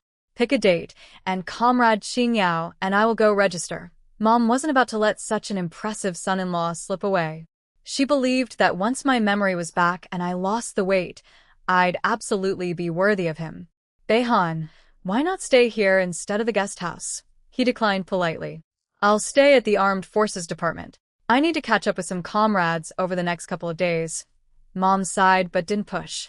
Given the circumstances of this marriage and my current figure, she understood. All right, we'll let you know once we pick a date. After Fu Beihan left, the 3 of us went inside. Mom settled me in, then asked my brother. At Beihan's rank, his spouse can join him at the base, right? Of course. He said once we register, he'll apply for housing. Mom was thinking ahead. A forced marriage with no feelings, plus living apart, that was a recipe for disaster. She believed I'd get better and better now that my memory was back. Good. Once your sister slims down, Beihan won't look down on her. Long-distance separation ruins even loving couples. They need to be together. I believe feelings can grow over time. I happened to walk out to use the bathroom and overheard all of this. Mom, I'm not planning to follow him to the base right now. Fu Beihan already agreed. Mom's heart, which had just settled, shot right back up. Yao Yao, what are you saying? You agreed to marry him. How can you not go with him? What exactly did you two talk about at the hospital? Is the marriage not real? I couldn't tell her the truth about the contract, the AA arrangement, the planned divorce in 1 year. Mom loved me deeply, but her thinking was traditional. Everyone in this era thought the same way. If she found out, she'd cry herself unconscious. The divorce was a year away. By then I'd be strong enough, and time would soften the blow. I loved this mom of mine. I treasured this family. Mom, we didn't talk about anything strange.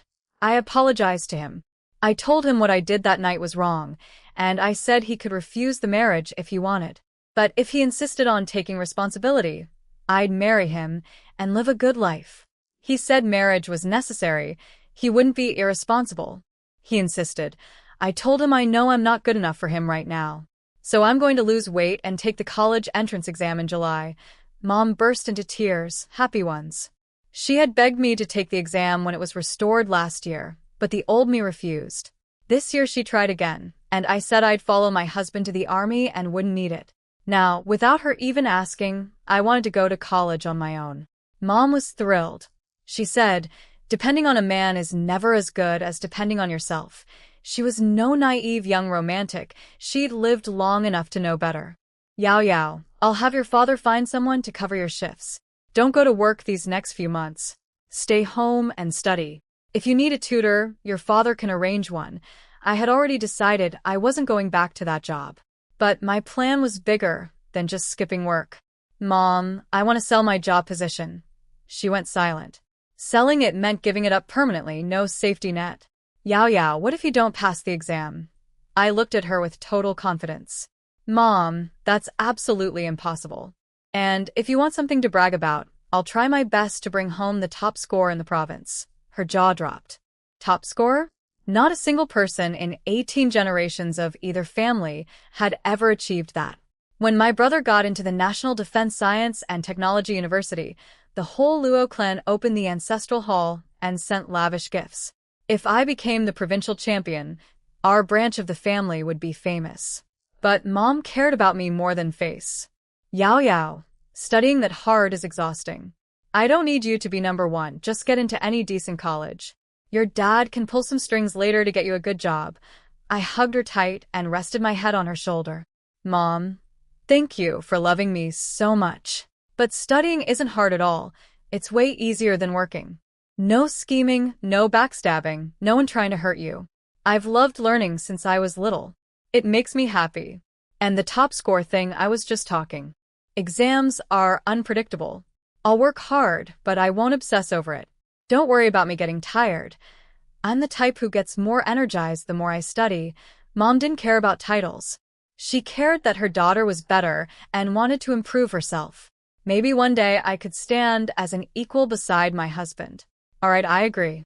Starting tomorrow, this whole family supports you for the college exam. That evening, Dad came home. When he heard I was out of the hospital and had my memories back, he was overjoyed. Chung'er, tonight you and I are having a proper drink, Mom smiled. Hold on, there's more good news. Your son's commanding officer has proposed to Yao Yao. You're going to be a father-in-law. Dad's laughter stopped dead. He's marrying her out of duty, isn't he? Mom knew it too. With the way I looked right now, claiming Fu Beihan was truly in love with me would be a lie even she couldn't believe. Feelings can grow over time, she said.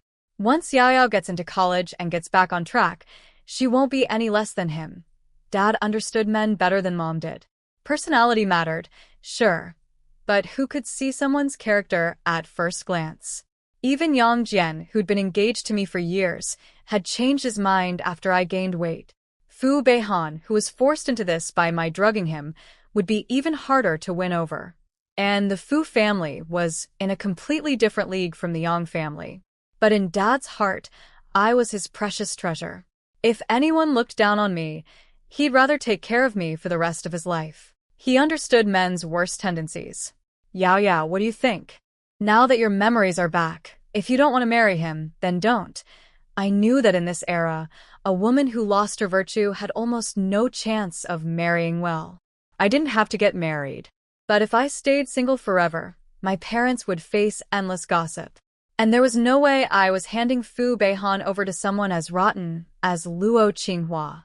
Dad, it was Luo Qinghua who encouraged Luo Qingyu to steal my fiancé. Since we were kids, those two sisters have loved taking things from me. Now I want them to taste what it feels like to have something stolen from them. If I don't marry him, Qinghua wins. I refused to let that happen. Dad still remembered how devastated I was when Yang Jian was taken from me. Yao Yao, you're my darling. I want you to be happy, not to live in hatred. If Yang Jian could be stolen, he wasn't worthy of you. Don't gamble your whole life just to get even. These parents truly loved me. In my past life as an orphan, I never knew what a parent's love felt like. Now I did. I threw my arms around Dad and leaned into his chest for a moment. Then I looked up. Dad, it's not just spite, it's revenge. You always taught me, if no one provokes me, I provoke no one. But if someone does, I pay them back 100 times over. If I don't settle this, I'll never be at peace. Dad had been a revolutionary since he was 9 years old, a squad leader by 20, and now ran a factory of 10,000 workers before he turned 50. He'd raised his children with those principles. He just never expected his own daughter to turn them back on him. He spoke gently. Yao Yao, revenge matters, but gambling your marriage on it isn't worth it. What was marriage anyway? A piece of paper guaranteeing lifelong happiness? I'd seen too many loveless couples to believe that. I smiled at him. Dad, don't worry. I'm not the emotional type. I'm marrying Fu Beihan for 2 reasons.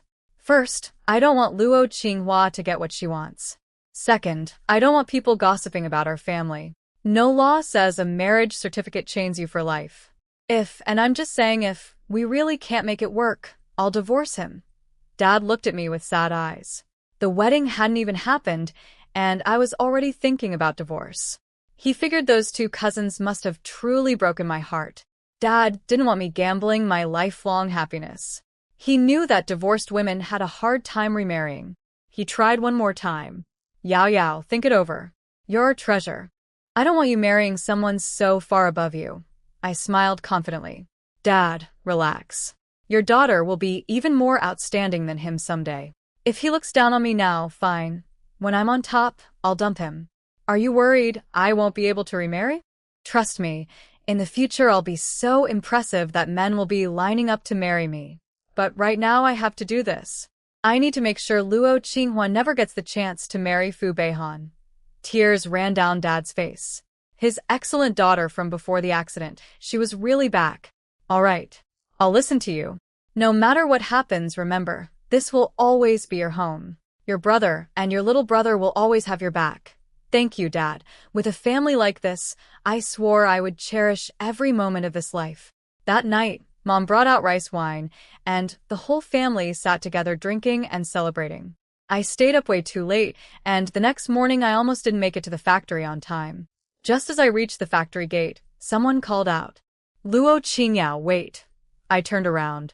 A man I didn't recognize, about 40, sharp-eyed and clever-looking. Who are you? How do you know me? He lowered his voice. Comrade Luo Qingyao, I'm here to save your life. Save my life? In 2 lifetimes, nobody had ever said those words to me before. Are you some kind of con man? He rolled his eyes. I'm a nursing aide at City Hospital No. 1. My name is Wu Xinmin. I live in Qingguan Commune. You can check if you don't believe me. Yesterday, I accidentally overheard a secret about your life. Do you want to hear it? If so, it'll cost you. Otherwise, forget it. City Hospital No. 1. That was where I was just discharged from yesterday. I wasn't easy to fool, but this got my attention. How do you know my name? You were in that hospital for 2 weeks. I was the nursing aide in the room right next to yours, taking care of a fire rescue hero from our village.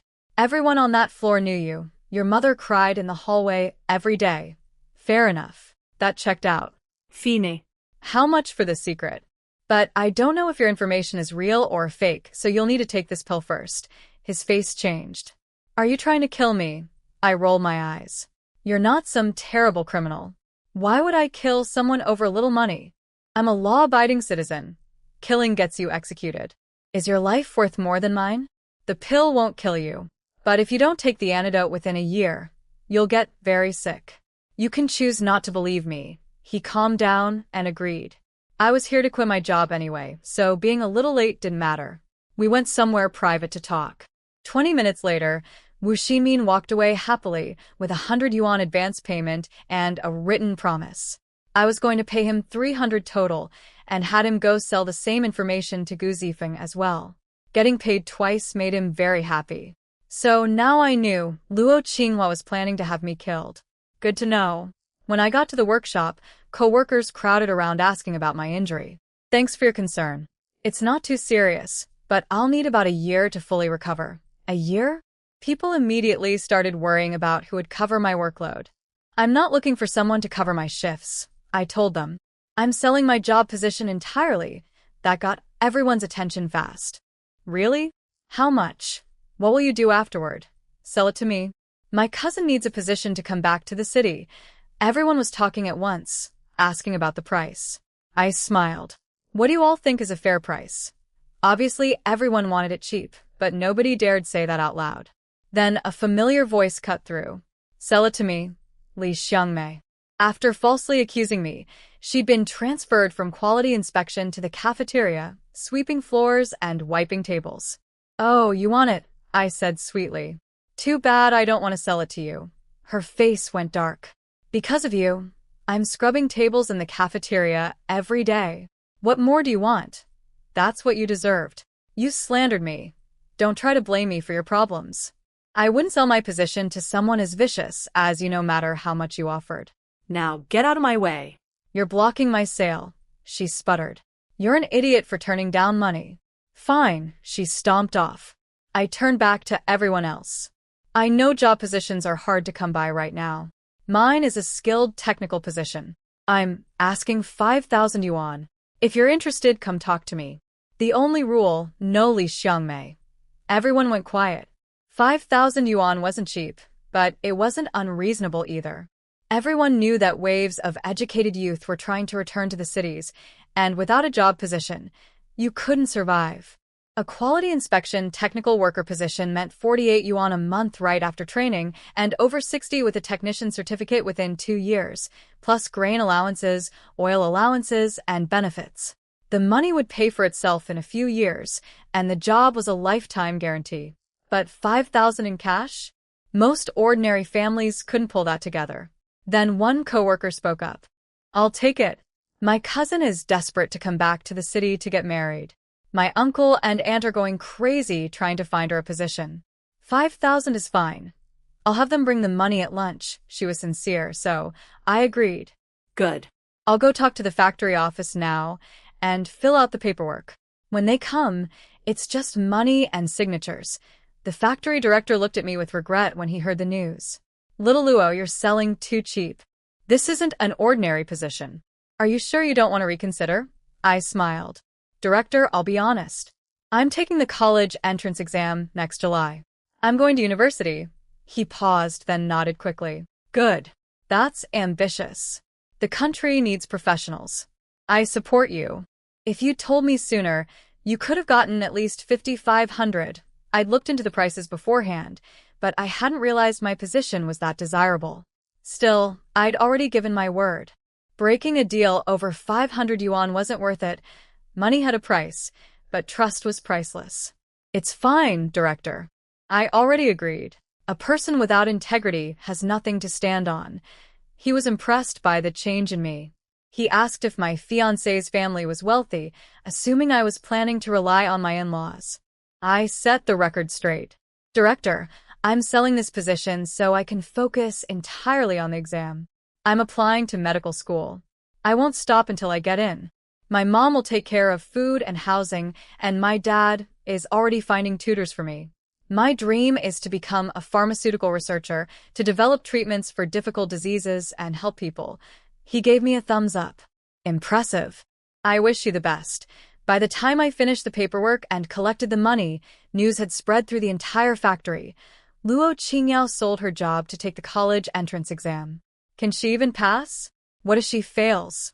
Way too confident. If she doesn't get in, she's got nothing. Selling a perfectly good job to gamble on an exam? She must be crazy. The whole factory was buzzing about me. Then someone stirred things up even more. I heard something about Luo Qingyao. Wanna know? It was Jiang Shui, a co-worker who used to live on my street. She'd always been jealous of my family's better conditions. She lowered her voice dramatically. I heard her big brother came back. She's probably got a backdoor connection to get into college. Aha, so that explained it. With connections, of course she could get in. No wonder she was so confident. But our workshop director happened to overhear. He shut it down immediately. Jiang Shui, don't spread rumors about things you don't understand. When Luo Qingyao graduated high school, she was third in her entire school. If she wants to pass, she can do it on pure ability. She doesn't need any backdoor. People were shocked. She's really that good. The director nodded. When she entered this factory, 50 people took the entrance test. Only 3 got into our workshop. She scored first out of all 50. Then someone asked why I hadn't taken the exam the past 2 years, if I was so capable. The director didn't know the real reason, but he added another bombshell. I heard her fiancé is quite something, a regiment-level military officer and very young. That set off a whole new wave of gossip.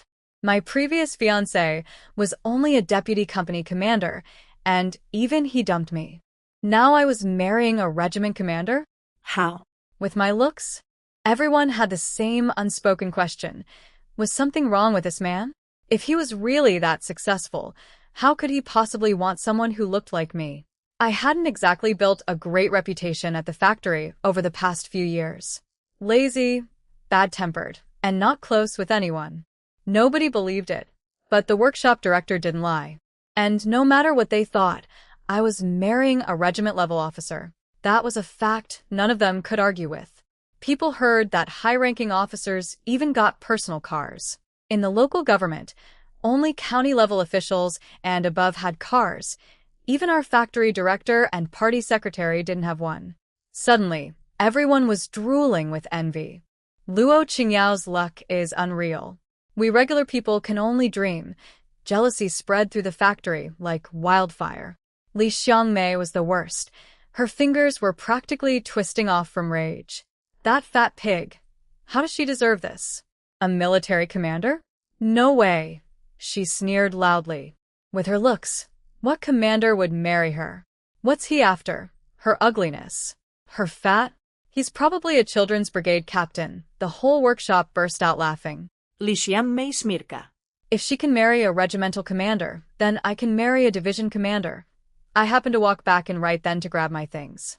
I didn't miss a word. No, Li Xiangmei, I said. You could marry a corps commander. She looked smug. So you admit I'm better than you? I nodded enthusiastically. Oh, you're strong. So strong. The strongest. Those 60 and 70-year-old men would just love how strong you are. She jumped up. I'm not marrying an old man, you are, I laughed. You said if I married a regimental commander, you could marry a division commander. Go ask around. How old are division commanders these days? They're all in their 50s and 60s. But since a division commander isn't good enough for you, I'll introduce you to a corps commander. Out of respect for our time as co-workers, she sputtered. Well, if division commanders are that old, then regimental commanders can't be young either. So you're marrying an old man. How old counts as old to you? I asked. She pouted. A regimental commander has to be at least 30 or 40, right? That's old. And if he's not even 30, she snorted. You say he's not, but we can't verify that. I smiled. Want to bet? If my fiancé is under 30, you sell me your current job position for 1,000 yuan. In your dreams. She jumped up. Even though her current cafeteria job wasn't as good as before, it was still permanent employment, her lifelong safety net. I knew she wouldn't dare. I sneered. Coward. If you don't have the guts, stop running your mouth behind my back. Next time I hear you talking about me, I'll rip your lips off. I grabbed my things and left. She stood there red-faced, not daring to say another word. I had barely walked out the factory gate when a young man stepped in front of me. Comrade Luo Qingyao, you should know me. I'm Gu Zifeng, so Wu Xinmin had delivered the message. I blinked innocently. Hello, Comrade Gu. What can I do for you? He looked at me with troubled eyes. Is she really that ruthless? I knew exactly who she was.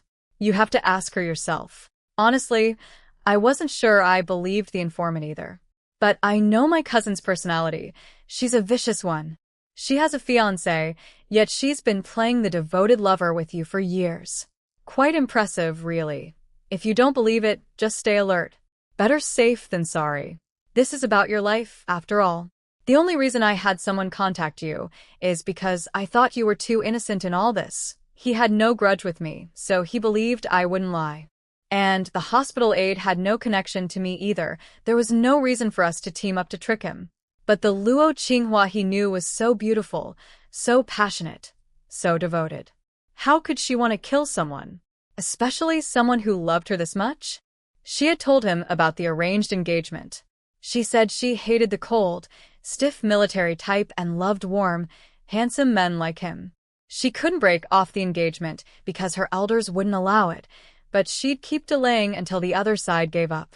After getting the news that she planned to kill him, he sat alone in his room for a long time. They had been so sweet together. Just 2 days ago, they were still intimate. He came to me hoping I'd tell him it wasn't true. But my words only made it worse. Why? Why would she do this? He said, his voice cracking. I gave her almost all my salary, every month. I only kept enough for food and sent 5 yuan home. She said she loved me. She said once the engagement was broken, she'd marry me. Another love-blinded fool. Luo Qinghua didn't deserve anyone's love. I spoke plainly. Why? Do you really need to ask? She wants both love and status. Can't you see that? She's been stringing you along for years. She delayed the wedding on purpose. She wanted to enjoy your love first. Once she's had enough fun, she'll throw you away and go chase glory. The Fu family has serious power in the capital. Fu Beihan is young and exceptional, with a limitless future. A woman like her, who wants everything, was never going to marry you. Even if she got rid of me, she'd still need to get rid of you to marry into a prestigious family. You're a ticking bomb to her. I paused and looked at him. Comrade Gu, have you two been physically intimate? I mean completely, holding nothing back, that kind of intimate. Gu Zifeng's hands clenched into fists. I could see it on his face. They'd done everything together except go all the way. Every time it got to that point, Qinghua would pull back. I smiled. You haven't, right? I knew it. She was never going to give herself completely to you, because she never planned to marry you. Does the truth hurt? Don't feel too bad. There are plenty of women in this world. Let go of one tree, and you might find a whole forest. I know you came to me because you don't want to believe it. But if you really want to know the truth, it's not that hard. His eyes lit up. You have a way, of course. It's up to you whether you want to use it. He poured years of money and devotion into Qinghua. He needed to know. I want to. Good. Since Qinghua was ruthless enough to plot murder, she couldn't blame me for being vicious back. I pulled out a set of devices from my space, a mother and child wiretap system, one receiver, and 3 tiny transmitters. Plant these 3 bugs in things she carries with her every day. Then you'll hear everywhere she goes, everyone she meets, and every word she says. He stared at the transmitters in his palm, smaller than fingernails. Something this tiny can really do all that. I showed him how to use the receiver. 2 minutes later, he heard my humming through the earpiece. His fingers went white from gripping so hard. Now go find her. Don't overthink it, I said, patting his shoulder. He closed his eyes and left without a word. What neither of us knew was that at that very moment, Qinghua couldn't be found at home. She was sitting in a man's lap inside a brick courtyard house, a man they called Brother Hu. His hands were roaming all over her, while she purred like a kitten. Brother Hu, once the job is done, I'm all yours. I'll tell you a secret. That fool Zifeng never even got to have me. Qinghua was a master manipulator. She'd kept Zifeng wrapped around her finger for years, handing over his entire salary every month. Now she was using the same tricks on this killer. She let him kiss her, touch her, taste just enough to keep him hungry. She played shy and innocent while giving him exactly enough to make him desperate for more. Brother, who was no amateur with women. He could tell right away. She looked pure but was ripe to the core, with seduction running through her bones. That combination was the most intoxicating kind. He decided to wait. He'd collect a little interest today and save the main course for after the job was done. He wanted her to come to him willingly. Killing 2 people? For him, that was nothing. Just as things were heating up between them, a knock interrupted. Brother Hu, Chen Liang is here. He cursed under his breath, but immediately went cold and professional. Send him to the study. I'm coming. Qinghua was secretly relieved. Another minute, and she wouldn't have been able to stop him. She couldn't give herself away before the job was done. Go handle your business, Brother Hu. I'll be waiting for good news. He set her down, but not before grabbing one last handful. 3 days. You'll have your answer. She blushed and hurried out of his courtyard. By the time Qinghua left that place, I was already out of the factory. For protection, I pulled an electric baton from my spatial storage, 100,000 volts, enough to drop a bull in 3 seconds. When it came to dealing with bad people, I never held back. Yao Yao. I heard my brother's voice from a jeep parked near the gate. Brother, what are you doing here? Beihan says you two should go take a photo together. I looked past my brother and saw Fu Beihan sitting in the passenger seat. Right? We needed a marriage photo for the registration. Sure. I wasn't the type to act shy. We'd made a decision, and I was going to follow through. The state-run photo studio was old-fashioned, but after 22 years in this era, I was used to it. Come closer together. Smile. Perfect. The photographer was around 60, friendly and warm. What a lovely couple. You two look great together. I'm sure you'll be very happy. A flock of crows flew over my head when the photographer said we looked like a married couple. My face was round as a plate, and Fu Beihan's was long and chiseled. Where exactly did this old man see the resemblance? Thank you, sir. You have quite the unique eye, I said. He laughed. I'm not making it up. Miss, if you lost about 30 pounds, you two would look even more alike. Please. Even if I lost 60 pounds, my round face would never turn into his angular one. But my brother was beaming like a sunflower. He even pulled candy out of nowhere and offered it to the photographer. Thank you for the blessing. My sister and brother-in-law will definitely be happy together for life. I wanted to laugh and cry at the same time. Me and Fu Beihan happy for life? Only a ghost would believe that. We were both very much human. The photos wouldn't be ready until the day after tomorrow, Friday. Grandma said it was a lucky day for us to register. Whether it really was or not, I didn't care. If the elders were happy, that was enough. After he left the studio, Fu Beihan said he wanted to go to the department store. What for? I asked. To buy new clothes. It was a fake marriage. Why make it so formal? I thought it was unnecessary. I've got 2 outfits that are still pretty new. That's good enough. But my brother stepped in. Yao, we're having 2 tables of guests on Sunday. You need at least 1 new outfit. Ever since Yang Jian broke off the engagement, people have been whispering that you'd never find a husband. Now you're getting married.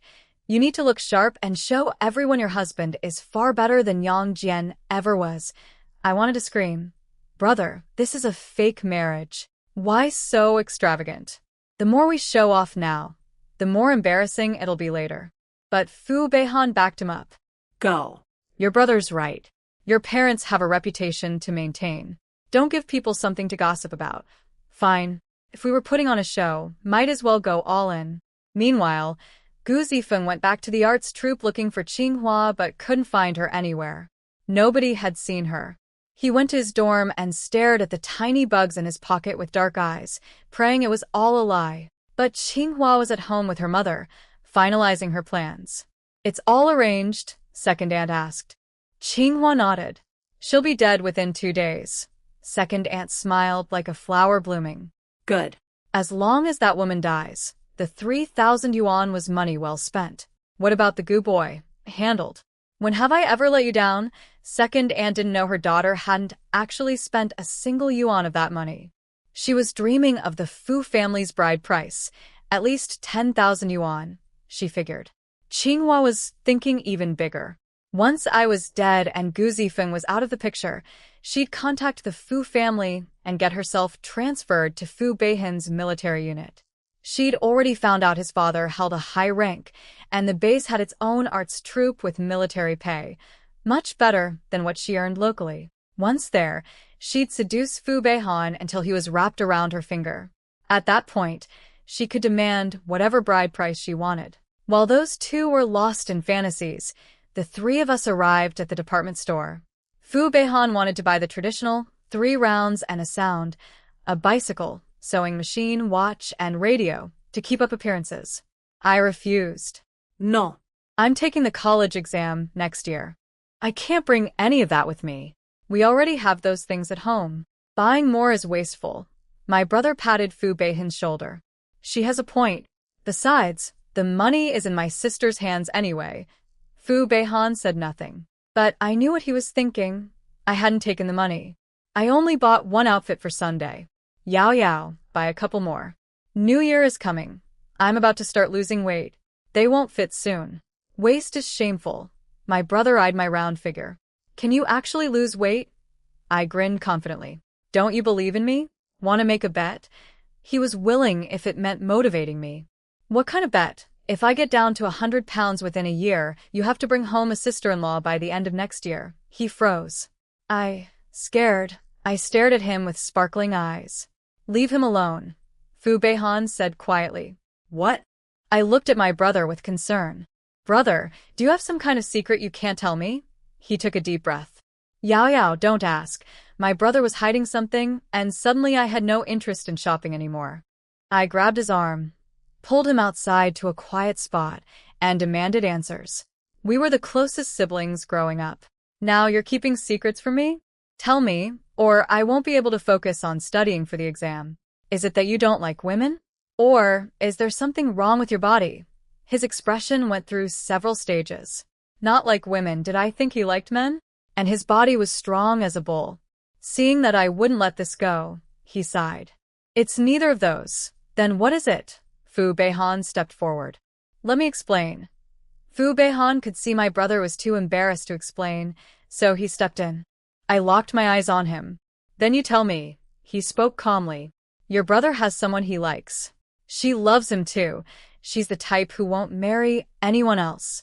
But her mother is completely against it. She's threatened that if her daughter marries your brother, she'll kill herself, so that was it.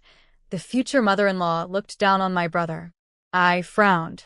Is the girl's family very high status? Fu Beihan nodded. Her father is the military commander of our region. A military commander's daughter. I had to admit, the gap between our families was enormous. The Luo family had some standing in this city, but compared to a commander's household, we were nothing.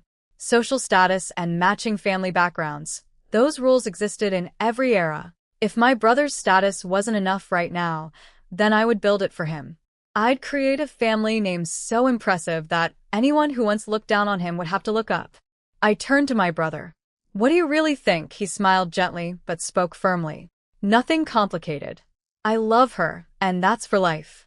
I'll work as hard as I can until everyone recognizes my worth. I thought to myself, how long would that take? Until he was 80?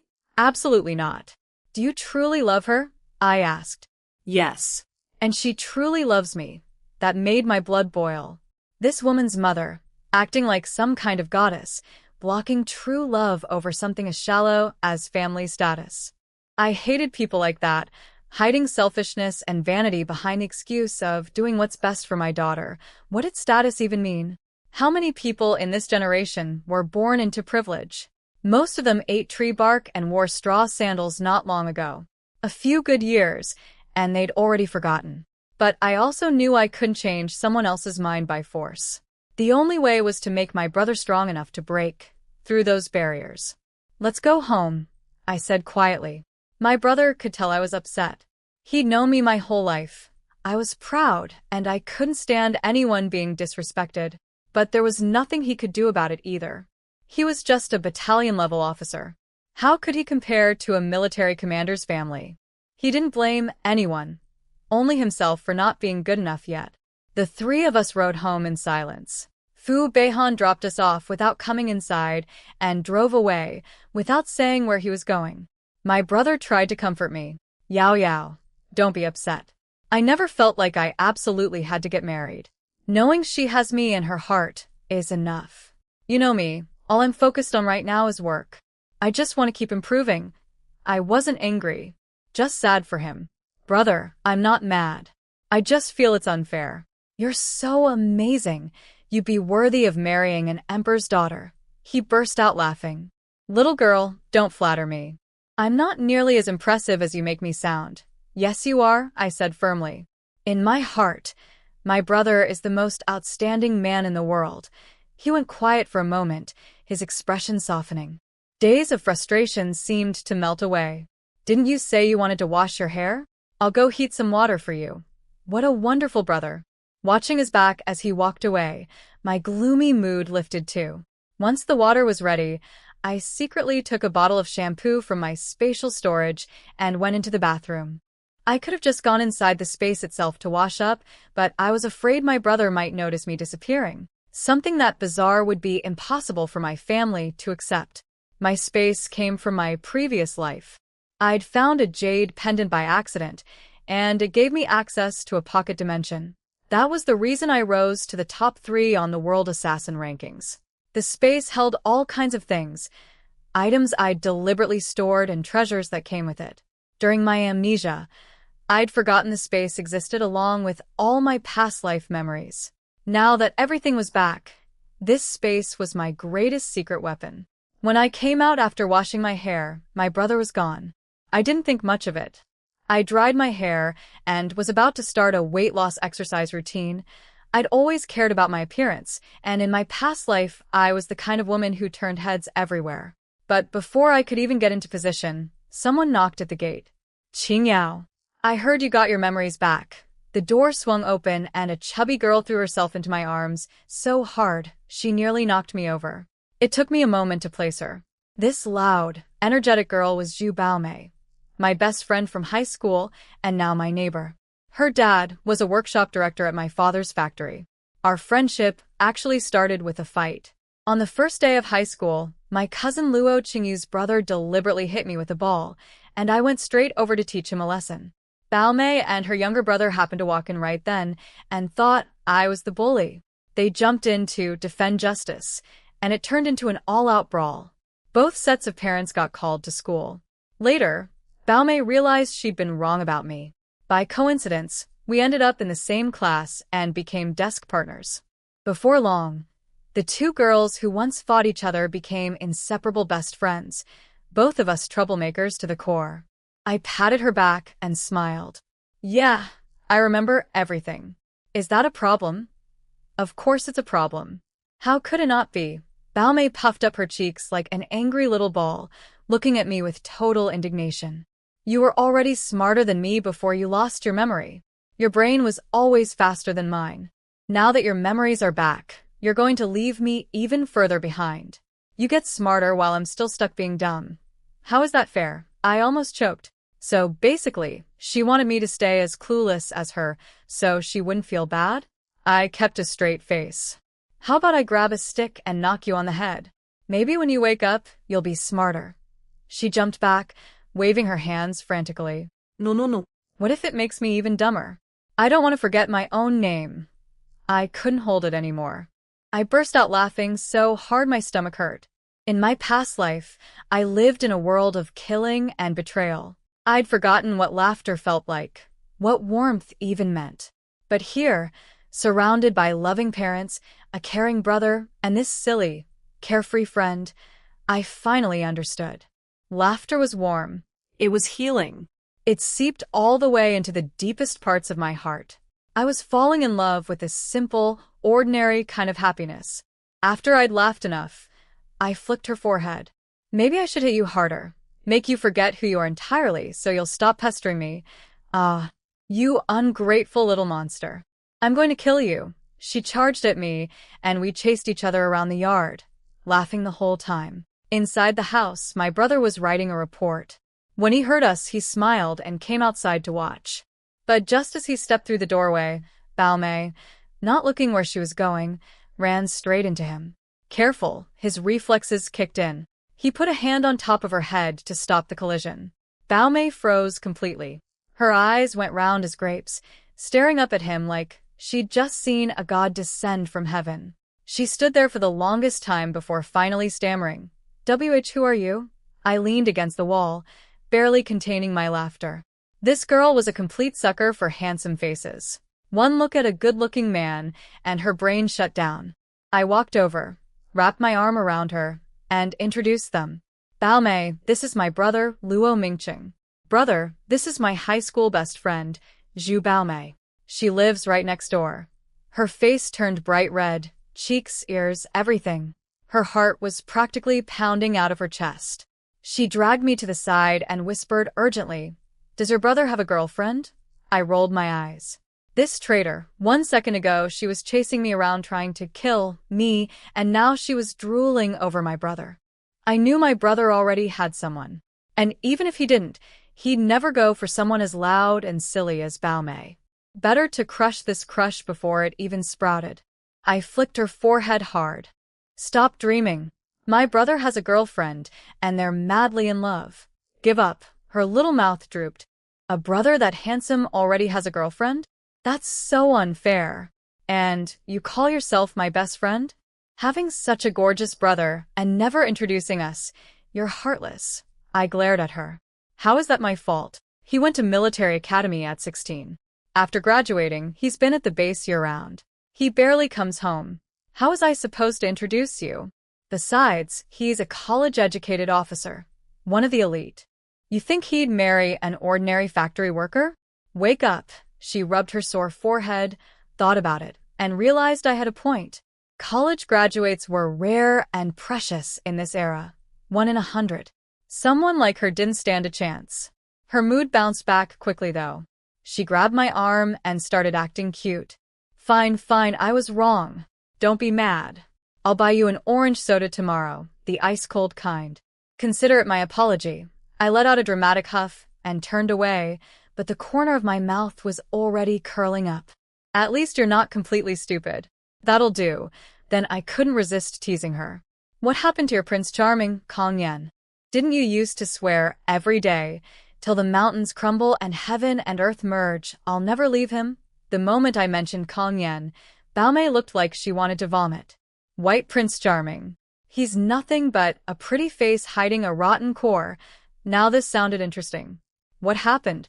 What did he do? She was shaking with anger. I've finally woken up. You can't judge people by their looks. Kong Yen acts like a gentleman on the outside, but he's disgusting underneath. She leaned close to my ear and whispered, he's been messing around with that widow across from his house. The two of them, all lovey-dovey. It made me sick. Which widow? The young one from the Liang family. That's the one. She's 34 or 35. Kong Yen's barely in his 20s. His taste is something else. I was shocked too, but for a different reason. That widow was my second Uncle Luo Zhenhai's mistress. So she was stringing along a nearly 50-year-old man while also hooking a young guy like Kong Yen? That woman really knew how to play the game. But other people's drama wasn't my concern. I changed the subject. So what now? Want me to set you up with a soldier? My brother's unit has tons of great young men.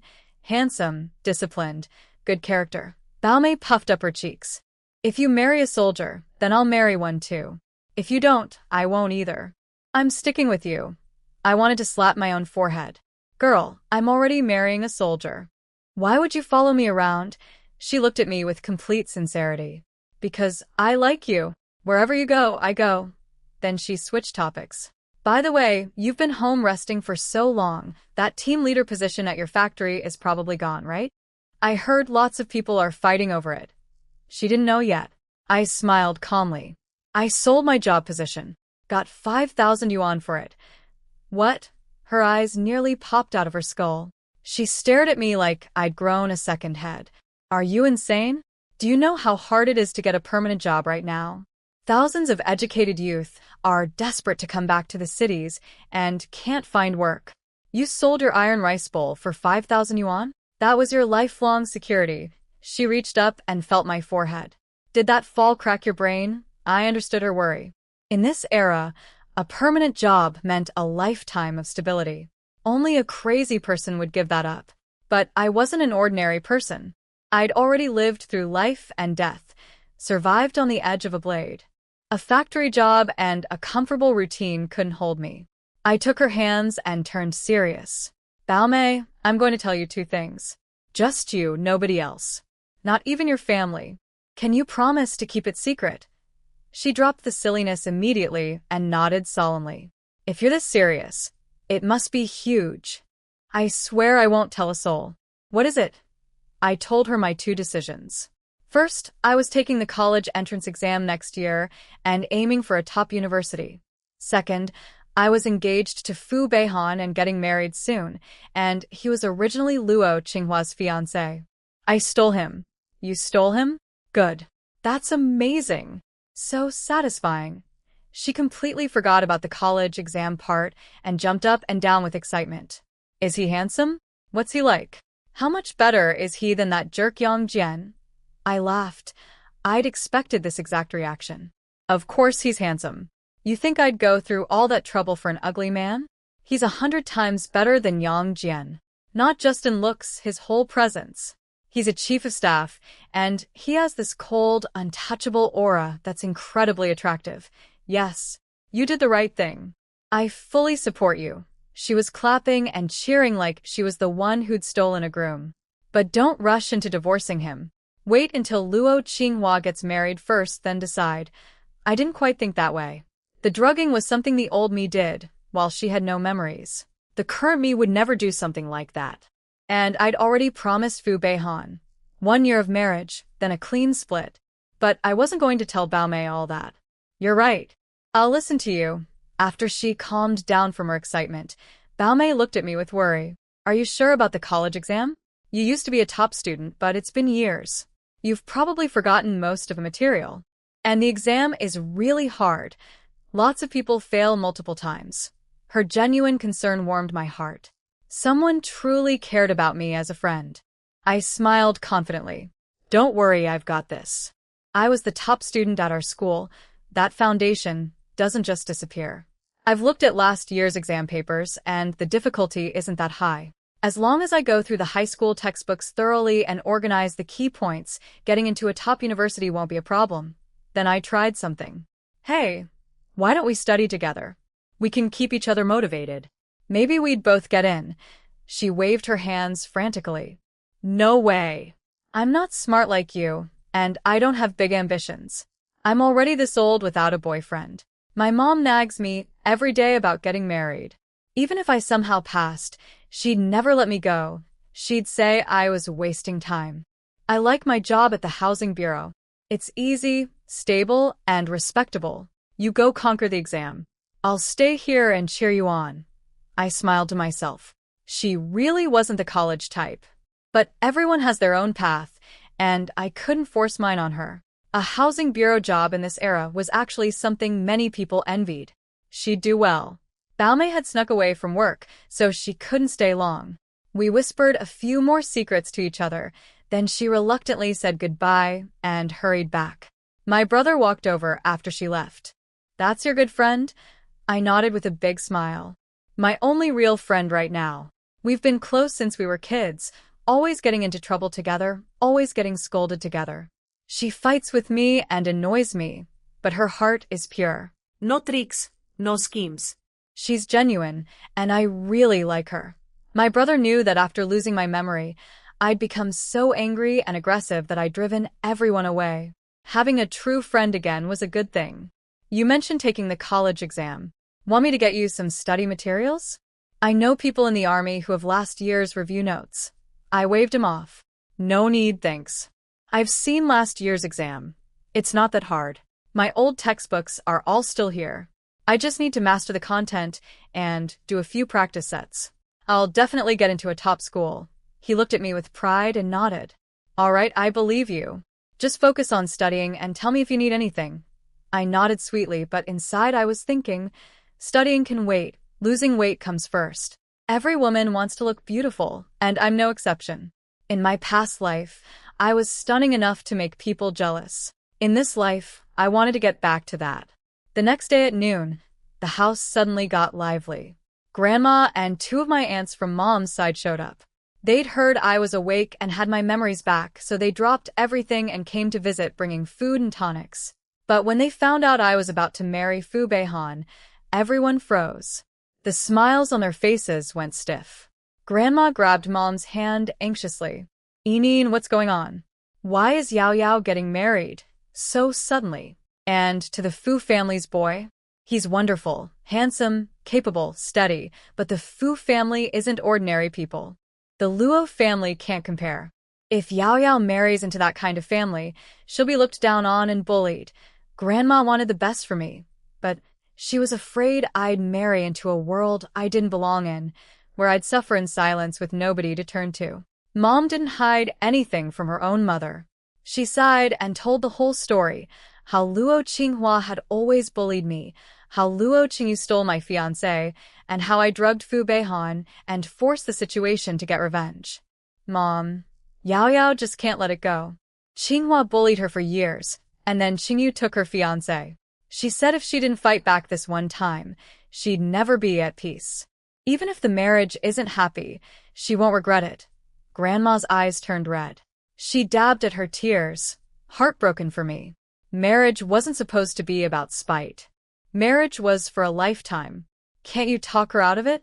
If she marries like this, my poor girl won't be happy. Mom shook her head sadly. It's not about whether Yao Yao wants to marry anymore. Beihan insists on it. He says it's his duty as a soldier. He promised me he'll respect her, care for her, and never bully her. And Yao Yao is determined to. She says she will never give Luo Qinghua another chance to marry into the Fu family. Grandma sighed with deep resignation. If the child has made up her mind, then let her be. Marriage is something only the people in it can truly understand. As long as she's willing and happy, that's all that matters. If it doesn't work out someday, she can divorce. She shouldn't force herself to suffer in silence. Our families can always take care of her. Mom nodded. I think the same way. Whatever makes her happy. She also said she wants to take the college entrance exam next year. She already sold her job position. When I first heard it, I thought she was crazy, throwing away a perfectly good iron rice bowl. But if it makes her feel fulfilled, I'll support whatever she does. Grandma's eyes brightened at that. College? That's wonderful. My Yao Yao has been smart since she was little. She'll definitely get into the best university. Tell her not to worry about money. Once she gets in, I'll have her 2 uncles send her living expenses every month. She'll eat well and dress well. Nobody will look down on her. Mom tried to refuse, but Grandma wouldn't hear it. Your money is yours. Her uncle's money is theirs. It's different. Yao Yao is our family's lucky star. Remember the Great Flood when she was 3? She clung to my legs crying, screaming that her uncles shouldn't cross the bridge. If that tiny girl hadn't thrown that fit, your 2 brothers would have died that day. She saved our family. Whatever she wants to do, we support her completely. I had been walking to the room to grab something for Mom when I overheard everything at the doorway. My feet froze. My eyes stung. When I was 3, I had no past life memories yet, but I'd had a strange dream. In it, I saw my younger uncle's birthday, walking home from school, crossing the bridge, and the bridge collapsing. Both uncles fell in. My grandparents couldn't take the blow and died shortly after. That day it was raining. Something in my little heart felt terribly wrong. I grabbed Grandma's legs and cried hysterically, begging her not to let my uncles cross that bridge. She asked which bridge. I told her, the one on their way home from school. Grandma knew there was a bridge on that route. It was the only way home unless you detoured 2 extra kilometers. Unable to calm me down, she carried me on her back to pick them up from school. My uncles complained about having to take the long way around. But while they stood there arguing for just a few minutes, a massive flash flood came roaring down from upstream.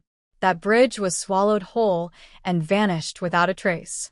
Even without my past life memories, some kind of divine protection had watched over me as a child. I didn't disturb Grandma and Mom's conversation. Instead, I went to the kitchen, added some spirit spring water from my space to a pot, and brewed a pot of Longjing tea for them. They all lived in the city, so Grandma's house wasn't far. After tea, they headed home. Mom worked the afternoon shift, 3 to 11, so she left soon after. Before she went, she called me over and pressed something into my hand. This is from your grandmother.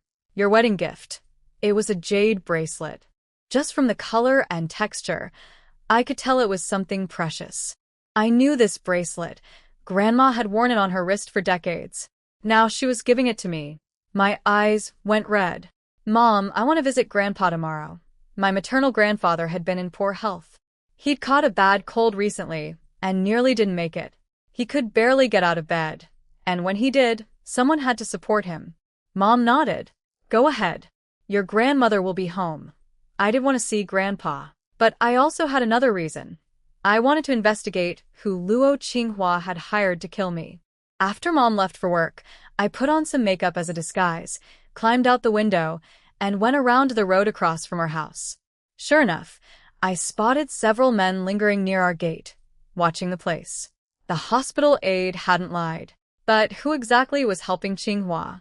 I thought of someone and headed to number 7, Qingtong Street. When I came back out, my eyes were full of alertness. Whether Qinghua hadn't finalized her plans yet or the killers weren't ready, nothing happened on my way home. I made myself a cup of coffee and pulled out my recording pen, a device from the future that nobody in this era would recognize. I'd secretly recorded a conversation earlier. I pressed play and listened carefully. Then a voice came from outside the gate. Sister Qingyao opened the door. My face went cold the instant I heard Luo Qingyu's voice. A sharp glint flashed in my eyes. Was she here because of Fu Beihan? Perfect timing. I'd been wanting to see her face to face and figure out whether she was actually Qingyu, my former apprentice and partner from my past life, who betrayed me. I opened the door. Luo Qingyu stood there clinging to a young man's arm. They held a mesh bag of fruit, their expressions guarded.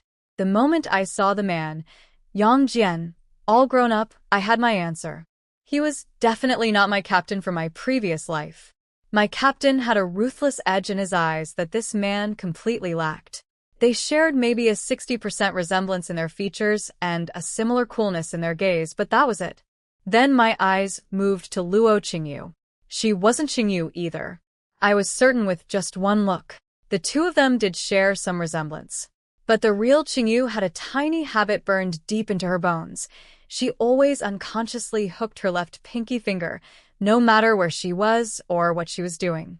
It was a habit she could never break, and also her most fatal flaw. Luo Qingyu never made that gesture. Not once. More importantly, Luo Qingyu's eyes were full of scheming and resentment. The real Qingyu had always appeared pure on the surface. Her eyes showed only dedication to the mission and respect for me.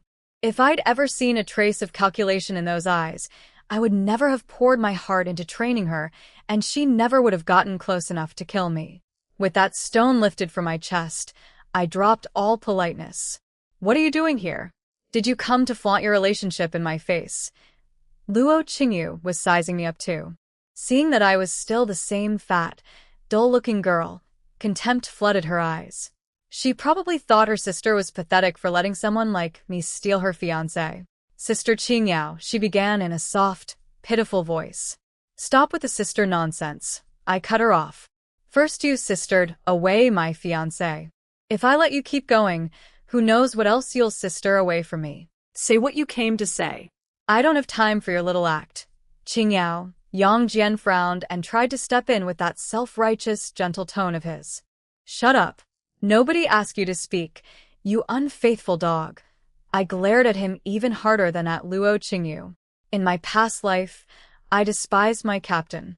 He looked righteous and fair on the outside, but underneath he was selfish, cold, and secretly cruel. Others were fooled by his skills and his mask, but I'd seen his true nature with my own eyes. I'd watched him humiliate assassination targets. A real assassin respects every target. The job is to complete the kill, not to degrade people. Yang Jian wasn't my captain, but their faces were 60% similar, and that was enough to make me sick. Add the fact that Yang Jian was a faithless man, and my disgust doubled. He hadn't even wanted to come today. Luo Qingyu had begged and nagged until he gave in, saying she was afraid I'd go crazy now that my memory was back and cause a public scene. Yang Jian considered himself someone who didn't judge by appearances. But after the accident at 15, the original me had gotten fatter, lazier, and angrier, unbearable to be around. He told himself repeatedly that as a soldier, he had to keep his promises, so he never initiated a breakup. But then he was seriously injured on a mission. Luo Qingyu nursed him for 2 months, bringing tea, feeding him medicine, wiping him down. Her tenderness moved him. One drunk night, they slept together, and he decided to break off the engagement with me. Now, faced with my hostility, he wasn't offended. He even felt guilty. But my roughness quickly washed that guilt away. He was actually relieved he'd broken things off. Living with a woman like me would have been hell. Qingyao, you're an educated person, he said calmly. For the sake of our history growing up together, please calm down and hear me out. History? A man who only cared about looks talking to me about history? I laughed coldly. Yang Jian, there's nothing left between us. Stop wasting my time. Spit it out. He pressed on, barely holding his temper. I know I wronged you, but this isn't Qingyu's fault. You can't go stealing her sister's fiancé just because you're angry at me. Marriage needs real feelings. Forcing someone won't lead to happiness. I don't know what methods you use to make Chief of Staff Fu marry you, but please think carefully. Don't ruin your own life over an impulse. Because I was angry at him? I paused, then laughed. The old me really had been that simple-minded. She stole Fu Beihan purely out of hatred for Yang Jian. But now? A disloyal, shallow man like him? Even a dog wouldn't want him. I found him filthy. Yang Jian, you think way too highly of yourself. A man who only cares about pretty faces. I wouldn't take you if you were free. You think I hate you? You're not worth hating. I want to marry Fu Beihan for 2 reasons. First, he's 100 times better than you. Second, he was Luo Qinghua's fiancé, your girlfriend's own sister's man. This has nothing to do with you. I don't care who the fiancé is, even if it were a cat or a dog, as long as he belongs to Luo Qingyu's sister, I'm taking him. Feelings? Love? All garbage. Where in history has eternal love ever existed? People love passionately, swear undying devotion. And then what? They split up and move on. As for what methods I used, that's none of your business. Fu Beihan is willing to marry me, and that's all that matters. I'm marrying him. Period. Got a problem with that? Then swallow it. An unfaithful man like you has no right to lecture me. You wave around the flag of feelings while doing the work of a cheater. And you still have the nerve to show up at my door acting righteous? Your skin is unbelievably thick. You changed your heart because I got ugly and fat. If I were still the smart, beautiful, adorable Luo Qingyao from before the accident, would you have even glanced at a nobody like Luo Qingyu? Yang Jian's face flushed with anger. Am I really that kind of person? How can you be so unreasonable?